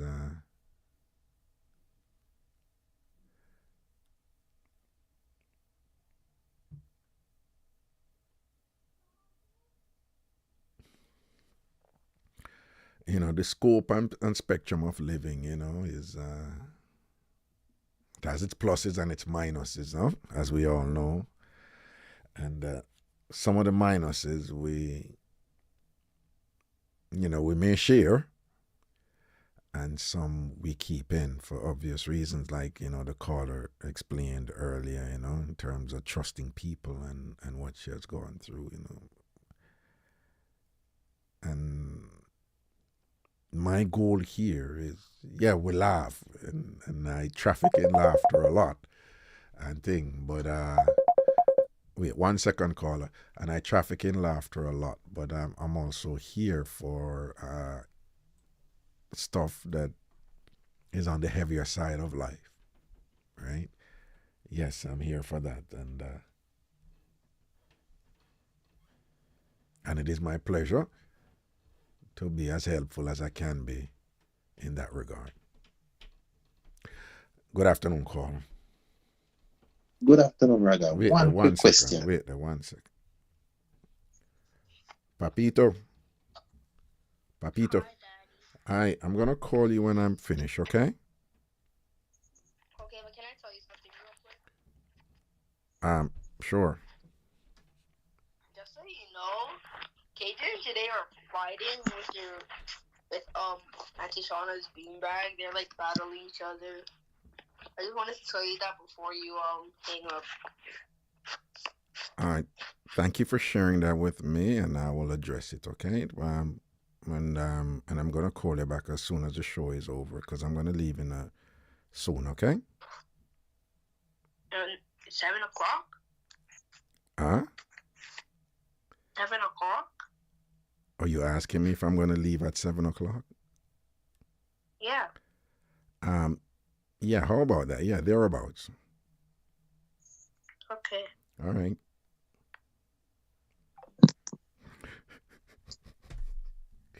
Yes, Carl. One quick question, Raga. Yes. See, you give an advice when we're just curious as to why you give. Yeah. When you're, and if me hear you correct incorrectly, please correct me. Yes, man. Me Yeah. hear you say you would recommend a therapist, but not a clinical psychologist. Me just curious as to why you made that distinction there. If me hear it correctly. All right. You see, once you say clinical, in our field, once you say clinical psycho, they're like hybrid, right? So clinical psychologists, they kind of do what psychiatrists do, but they also do what psychologists do, or just street therapists do. You understand? But they're trained. But clinical psychologists, they can prescribe medication. I in America, especially, and in some places, it's and in this thing, this speed thing out there, and sometimes people want as many clients as possible and thing like that. And people can disagree with me, and I'm just telling. My experience has been that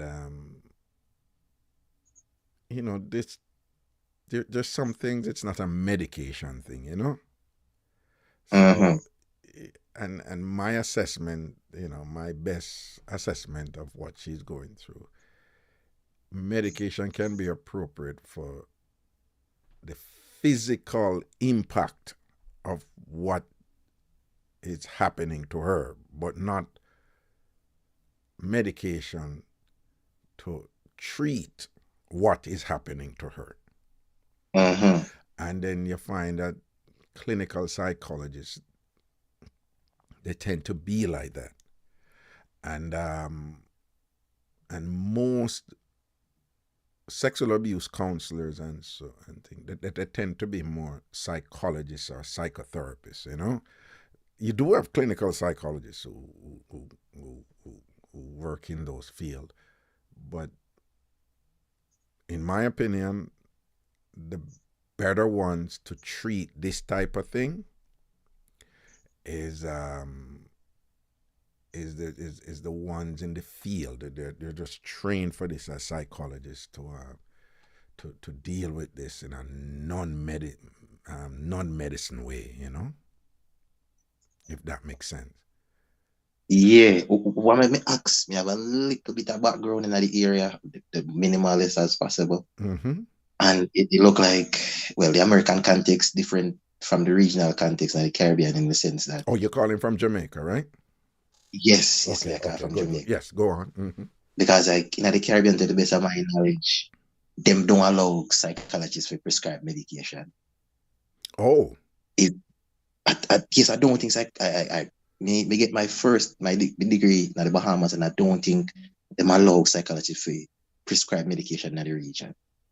Not even clinic. I mean, psychologists, remember in the field now, a clinical psychologist is a psychologist, but for whatever reason, they distinguish between psychologists and clinical psychologists and things. I not even know that.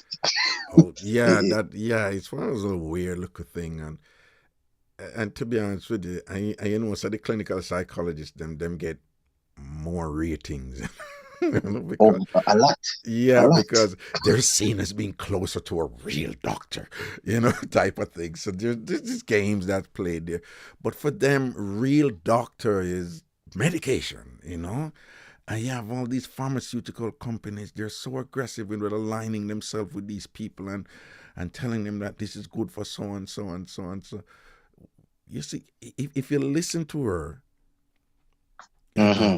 The real issue here for her, you have these tentacles and these kind of like satellite thing, that whatever, but the core of her issue, is her mother, Mm-hmm.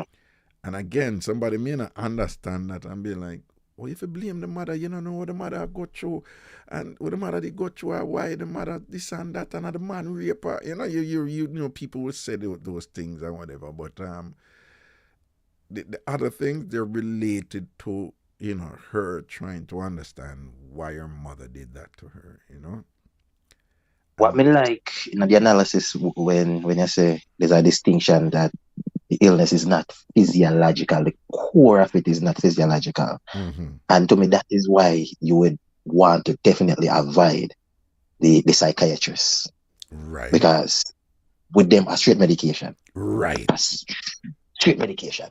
right. But when me take it like a hazy is because in my conception, the clinical psychologist cannot give medication. So Oh, and them are going to be talk therapists. well, you know a big man thing, so a teacher teach me about that now, because there's a Yes. distinction between what going in a Jamaica and the Caribbean and what going up here. Like between, and this is a bias, let me just be clear, what I'm about to say is just my little bias. I find that a lot of the clinical psychologists up here, they want to be psychiatrists. Without Yeah. the medical background. Eh? Without the medical background No, yeah, in a because sense. what happening, a psychiatrist is an MD, I know that. and a clinical psychologist is a PhD. Yes, I know that But distinction. the MD is a whole different ball game in terms of getting into an MD up here and becoming a medical doctor. And you get more money, and you have more prestige, and all these things and whatever. You understand? So I find that some of these clinical psychologists, they're wannabe MDs. And they try their best to be versed on medication, and they're very proud. Not all, they're very proud that they can prescribe medication. And let me just say, this is state to state dependent up here, right? So some states a clinical psychologist can prescribe medication, the other states you can't. But so there's Yes, Raga, that is the important thing, because when I go to school and professors, she did talk about it and she say it. Well, me no want put words now, but them a hope at some point psychologists can prescribe medication, can get there, because they didn't know. right. The prescription is totally in the domain of psychiatrists. Legally, they cannot prescribe any medication here. Right. In a sense. Right. So that is why them thing I get like a tricky. Yeah. So may I explain some of that to you, but I didn't. Well, obviously, it would kind of be inappropriate for me to go in some of these technical stuff with her, what she's calling about, and because you called me explain it now. But that was just my way, in a kind of gloss over way to say, yo, and if they must send it to a clinical psychologist, if you send them send it to a clinical psychologist. And you could have a good clinical psychologist. So listen, let me just be clear. You have clinical psychologists here who don't even give medication, Some of them philosophically against it. Yeah, them do. I just want to be clear. You have clinical psychologists who don't give medication, and they're very good counselors. But as a clinical psychologist, they get paid more, and they can get, they can command higher salaries, and there's the game, the prestige out there. There's a difference here. If you see that thing, the clinical, whatever. Come with weight. Yeah, it come with weight over here, man, and whatever. So there's that backstory thing that's going on there, but you're not necessarily going to explain to a potential client and all of that. But so while you do have some who don't care for medication and they're good counselors, I just find that broadly a lot of them, and there's this speed imperative here also, where it's like the more clients, the more money, and when them come in, you get them out quicker if you just give them medication. Yeah, get them a Ritalin now. Yeah, just give them something. Yeah, man. Up here, as soon as them here say picnic this and picnic that, I'm ready to put them on medication up here. It's a thing here, right? Them ready for put your picnic on medication. Quick, right? Look how many years we got Jamaica, enough of the picnic them grew up, and yeah, we have behavioral problems and things and challenges and whatever. And yeah, there might be some of them who did have certain, conditions that warranted some medication. But Listen, many are, we grew up in an environment where picnic go through and them go through, and them never grew up in this medicine thing, picnic and problem medicine thing, and get them this and that. And the picnic them turn out good, don't it? Right? Definitely. But there's a thing here where them try to condition you in a lifestyle which is really funneling people into a profit making agenda. You understand? And it affects children and affect adults and whatever. And you have to be careful because a lot of these so-called counselors, clinical psychologists and things, they're really pill pushers, because it's easier for them and they make more money and thing and whatever. And some of them even a lot of doctors, as you know, them have pharmaceutical companies where take care of them and all these things and whatever. Then them got conference, them fund them research. It's a whole them give them all ecosystem. kind of kickbacks, man, in all Yeah, these man. clever ways and whatever and things like that. But then you have these counselors out there with sexual abuse who them serious about the thing. Right? Some of them, they may have a relative or them themselves did go through this, them, tell them business or whatever, but they're so in tune to it. And then you have some of them now who, the ones them who really, really good with it, them now they're versed in, because this thing affected. There's layers to this thing, people like just look on the actual thing what happen. But it can affect your parenting, it can affect your marriage, it affect your self-esteem, your self-worth, it affect your career, it affect your goals, it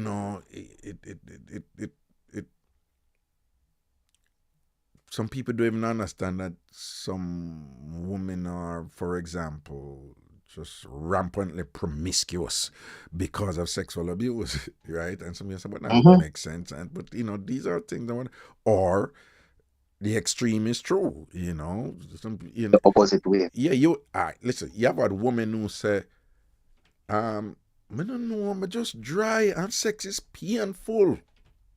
I tell you about real thing what happening, I just somebody steam, I just dry and sex is painful and him all, and it affect because him want to say me no want give, but me just not see it that way there. And would you believe that you have instances where women successfully work through certain things and then come to understand that remember the mind control the body, and that they have had some experiences where some unpleasant traumatic experiences that are still playing out in their lives right now. And it's not that they're physiologically, disposed to just be dry in that area, but it's their mind just not in tune to this form of, interaction with a man or whatever, you understand? And once they're able Wait, to... the interesting thing about what you said, Raga, is this. Like even with the mind-body connection. Yeah. Like as an adult, you realize that you're supposed to lubricate to receive the an erect penis. So by staying dry, it decrease access. No, but what I'm saying is I've known of cases where women think that is just so them body is. Yes, I but never the trauma. know say the trauma where them go through and this aversion to sex and this disconnect with sex, that particular form of intimacy. And I've known women who manage to work through that and reach a point where once them understand what it are go on and thing and reach a point where lubrication is just a non-issue for them after that. Just non-issue.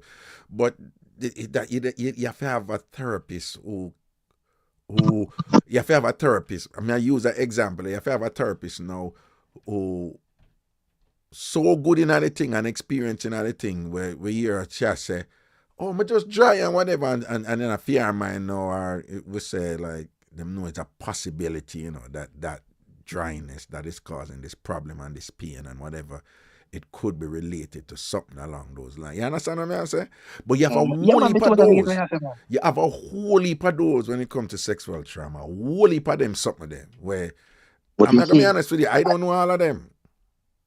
You see, good thing about what you said, Oraga, is not necessarily good thing, but when you talk about the American context with where you have to churn out patients, the more the merrier. Yeah. That the type of environment, that clinical setting, no conducive to them type of success. Because it take time. Right. If you really work to them or something like that, hours of Right. therapy. Right. Right. Hours. Because Exactly. even you can't say, all right, me I give him 10 sessions, me I give her 10 sessions and more have to achieve quote unquote success. Because 10 sessions might turn out into 2 years of sessions every No, but week that before is they make no, one no, no, no. breakthrough. That is how it work up here. So she have to have insurance now, whatever. You have insurance. You have insurance. We tell you says only 10 session you can get. Cha-cha. That is how it work And up then here. them stop the And then them stop after that. Stop after that. Can you imagine somebody at work trying to make headway with something as deep and consequential as this, and then you have to stop because the insurance say no, or whatever, or these are some of the issues. But the main issue that because people link me all the while for counseling, and I have to tell them because me know I was like one of the worst thing you can do in a counseling. Because sometimes people can't say, Raga, come talk to my son no, or talk to my daughter, just get on a talk. And in their mind, one talk I go do it. And I have to work. So explain to them and say, Raga, what do you? How much you charge per session? So I said, no, I don't really counsel anymore. Me pay your man and what me get $500. Come talk to my son for me in a car. Me I load him and me tell him about you all the while and thing where you come from in the street and thing and how you change your life and me feel say he will listen to you and thing. And as somebody who have them money. When me get $500 a grand and him in a fee mind, him thinks that one talk is it. But it don't work like that. It doesn't work like that, So me have to explain to him and I say, some of the worst thing you can go do in the capacity of a therapist is, and the more effective you are, the more damage you can cause. Because if you just give them a talk and it not really have an impact. But can you imagine somebody that go through something crazy and you give them a talk and the talk is so profound and it's so, and them feel it and be like, yo, that person understand me. And me feel like me can't get. And then what you think the position where you put them in now? What you think is going to happen after you do that? After you do that connection, what you think is going to happen? they want to maintain a connection. Them are going to want to talk to you again. And you, them are going to want to talk to because of you make the connection thing and whatever. And then you go say no. And then nothing in mind. And, another person It's the way me did learn. another One of the things person we did who not learn. there for me and thing like that. So, you know what I say?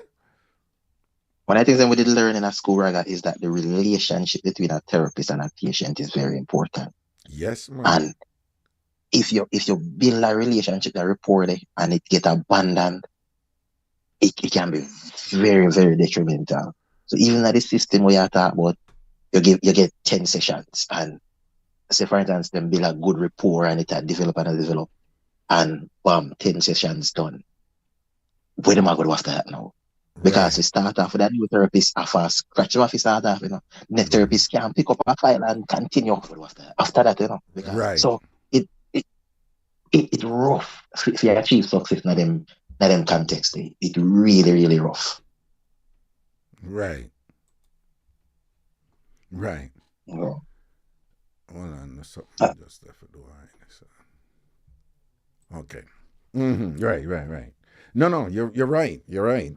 And then you know want the person that I start your son, I start this, I get peace of your son. That is not how counseling work. So what me always tell people is like, good counselors, you can't, there's some things you can't talk on, You can't call my issue and we talk about something or whatever. But if me can recognize certain things and know say, don't start nothing where you can't continue. You understand? Because yes, don't play with a person your feelings. Don't play with a person with what them a go through, right? Don't be casual about it and thing because this person is in a very delicate and vulnerable state where you don't want to come over like say you can be somebody who could be trusted and then you're not there. Particularly with her, you understand? Mm-hmm. Right? Right, I know.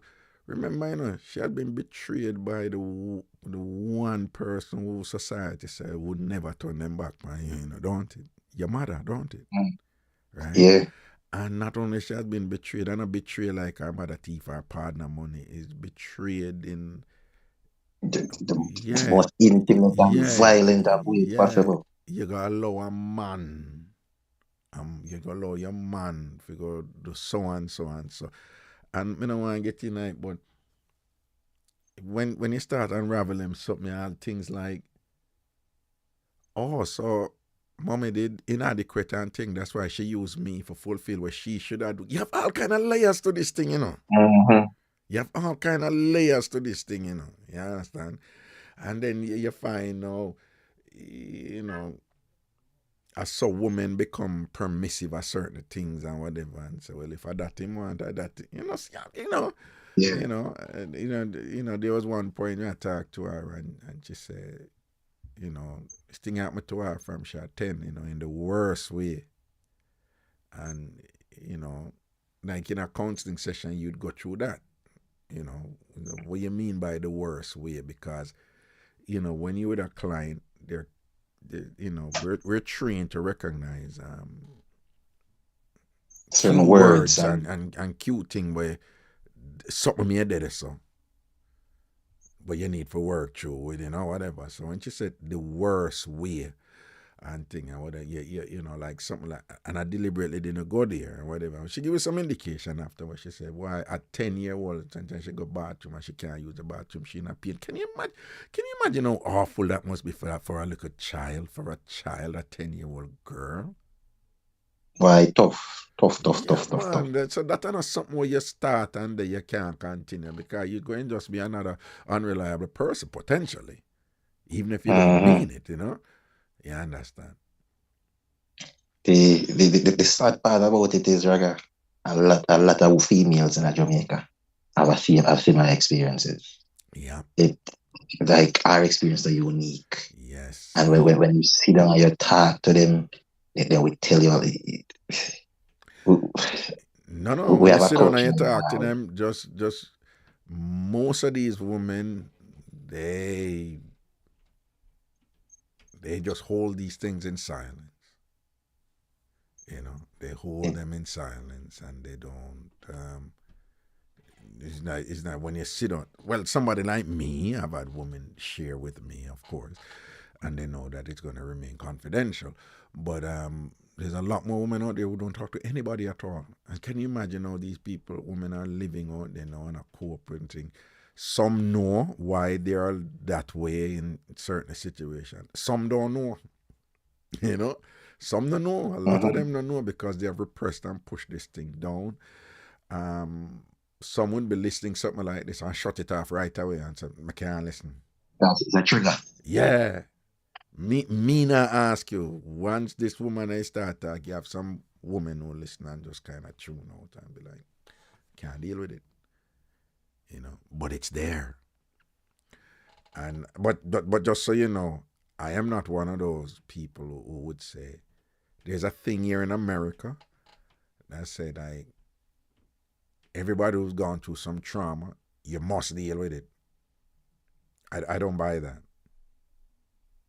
You know, and I want women to not feel. I don't want women to feel that, oh, certain things have happened to you, and you've never had counseling, and because you've never had counseling, something is wrong with you. Please do not buy into that. Do not buy into that. Everybody, I was actually taught that in school, you know, and I disagreed with it in school, and I disagree with it now. Right? I know a lot of women. Sometimes people underestimate the human capacity, you know, to overcome certain things, you know. Some people will do well with some assistance. There are others who have developed their own coping mechanisms, their own way of dealing with it, and they have been successful, they've been happy, and they've been good and whatever, right? And they never went through anything where they worked through this and worked through that because they figured out a way to work through the thing themselves and get over it. So all women listening to me right now, it is important that you know if certain things have happened to you, Don't get into this American thing for like, if you don't work to your problem, then something is wrong with you. You're walking around wounded or whatever, because many of you have figured out ways to deal with these things and to overcome them in your way, and you're okay, and you've been okay. So don't start watch something like this and think say you're not okay, okay? Just for me, and I'm very firm on that one, because we know only for Jamaican women and who this and that happened to them, and them, it wasn't nice, it wasn't good, but them get over it in them one way and them go through, no? Yeah. Yeah, man. Yeah. You feel the same way how we can get a cut book with Oraga. Sometimes I broke your foot, you never Yeah. got no doctor. Yeah. You self heal at your yard. Yeah. Mentally, you can work with the same way. Yeah, I sometimes know with every some illness. wicked flu fling we down and we find some Yeah, way man. for deal with we look at, and of course we're not, of course this is not an analogous to flu, but we just say, by way of comprehension, Yes. we our resilience again, go back to what we did I said earlier. Look at our ancestors, where enough of them go through one thing like that and then figure out a way to survive through it, though, and excel. Most definitely. We have so many examples of women and men who it would, Jim Crow, the worst of the worst. Them And grew even up when you in a, bring up the Maya Angelou example, yeah, yeah, and them excel, though, yeah, and them excel and yes. things like that. So, but then we know that some people could benefit from help and assistance too from somebody who understand these things. But anyway, me I forgot juggling, because Yeah, man. I delivered something, then I had key, and you hear my son call and I say, "You still have the key?" All right, so Yeah. So I'm gonna bring back the key. I think else they can't come out of money. Yeah, that's that. So I'm gonna go up there, go drop off the key to them. mothers are ritual. Yo, but when I want to say, respect for, my love you look at talk, yeah. Me love Me that look like at it, Raga. reason, yeah, Since me leave yeah, school, me I man. get much of them talk, yeah. So You see it. Give thanks, man. Me love it from your stage, because, you just trigger me say me happy answer. To yeah, figure out man. why you see that. I'm want say you raise it, but people are listening and I say, oh, and I understand and think, because again, me always say I've been doing this for a while to know what some of the impact of some of these discourses can have on the listener, and particularly now where the people who tend to listen me and think they tend to be of a mature dispensation and reasoned and intelligent and intellectually grounded in some way, but just in terms of their intelligence and their reasoning capacity and what they're interested in, the, the average listener, of a Ragashanti found what you and I just said interesting, right? So I thank you for raising Definitely. it. It just wouldn't have been appropriate for me to have explained that to her and thing. But so it's good that you raised it and you opened the door and provided the opportunity, to clarify why I said what I said, and then people could better understand what's going on there. Yeah, man. Big up yourself. And to be very specific too, I'm sure there are people who are listening, a lot of silent listeners, because I have more silent listeners than ever, and they're listening and probably thinking about, that I have some parallels here and I probably could get assistance. And by you and I engaging in that discourse now, they have some guidance about who they should go to, and what type of therapist they should look for. And had we not have that in discussion, they may just go to, "Oh, are you a therapist? I want to talk to a Just therapist." Google somebody. Yeah, but I go to no, the phone book. no, yeah, but armed with what we said just now, they're gonna be like, "No, we're listening to and Raga and the Virgin, they did attack, Raga, so forget a specific person who know of this, so it's that me go look." You know what I say? I saw that thing, yeah. Somebody just wants to give Yeah, thanks to man. the eye for raise the thing and thing. All right? Yeah, man. Big up yourself. Blessings, man. Protection. Cool. All right, people, me I go Lego ya now. And but a productive show in its own way. I mean, it's sad what we had to deal with and thing, but we just wish the lady who all the best in in her efforts to alleviate what she's going through and to heal from what she's going through. And we just hope that she can secure, as good as good a help as possible, to help her on her journey, And I want to thank you for your patience also. And like I always explain to you, the show, it's organic, and organic has to do with life, and life is dynamic. Dynamic means always in motion. And that motion is patterned, but it's also unpredictable. And so it is that the human experience is unpredictable, and that is what we do here. So you never know what's going to happen in a show. So some shows are just flat, some shows are just funny, some shows are heavy, because that's life. Sometimes you step outside and you just don't know what the day is going to bring, but you can do your best to make it bring what you want it to bring, right? As I always say to people, it's a fool who goes through life without a plan. But it's also foolish to think life will go according to your plan. So it necessarily requires some sort of goal-directed conduct. But as you move towards your goals, just know that the dynamism of life is such that it's going to throw you some curveballs. I don't want to use baseball analogies here.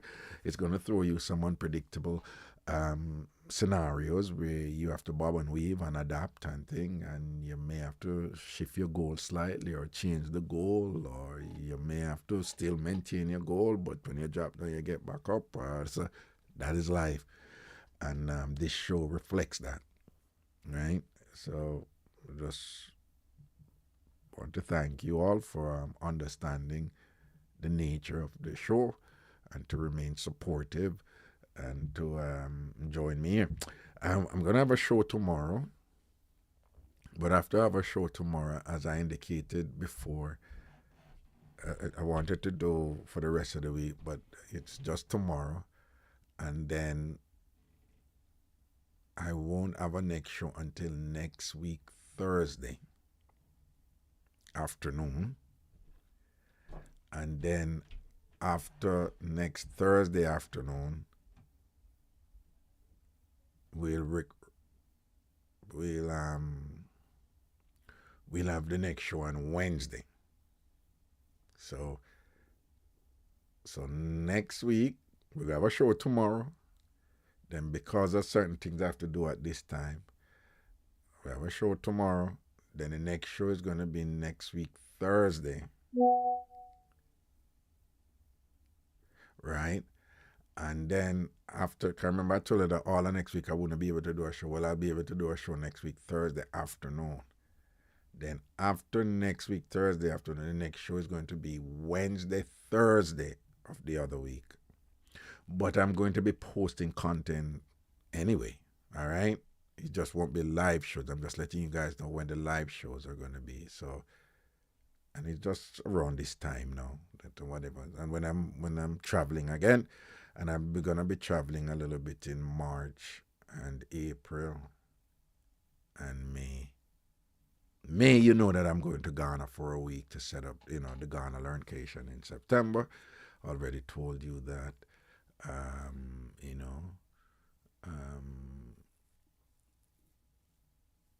After the Tam Farm get together, the week after that, I'll have to be away for a week. I'm still going to post content. Then in April, I'm going to travel again, but I'm still going to post content. Then in May, I'm going to Jamaica. Then for a week in June, I'm supposed to go to Costa Rica to do some work down there.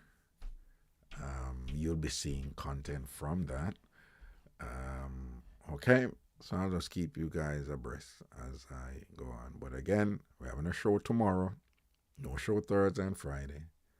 The next show is next week, Thursday afternoon. And then after that, the other week, it's Wednesday, Thursday. You know, because the Friday I have to go to Atlanta and I come back the Monday. And then we have show for the rest of that week. Okay? So just bear with me, all right? Okay. I gotta go now. All right, big up on yourself again, and thank you all for your patience and for your understanding and for being so supportive of that caller earlier on.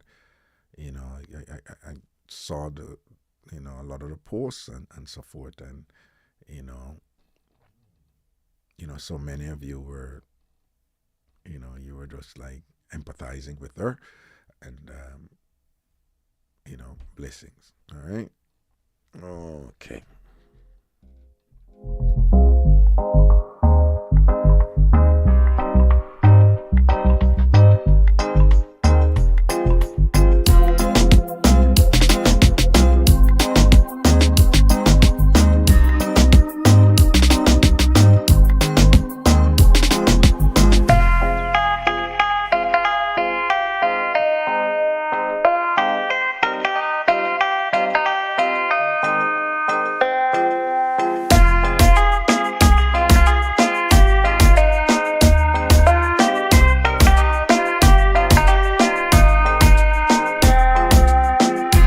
So you're right about that. When I call Zion, I'm going to be like, but Daddy, I thought you said you were going to come off at 7 o'clock.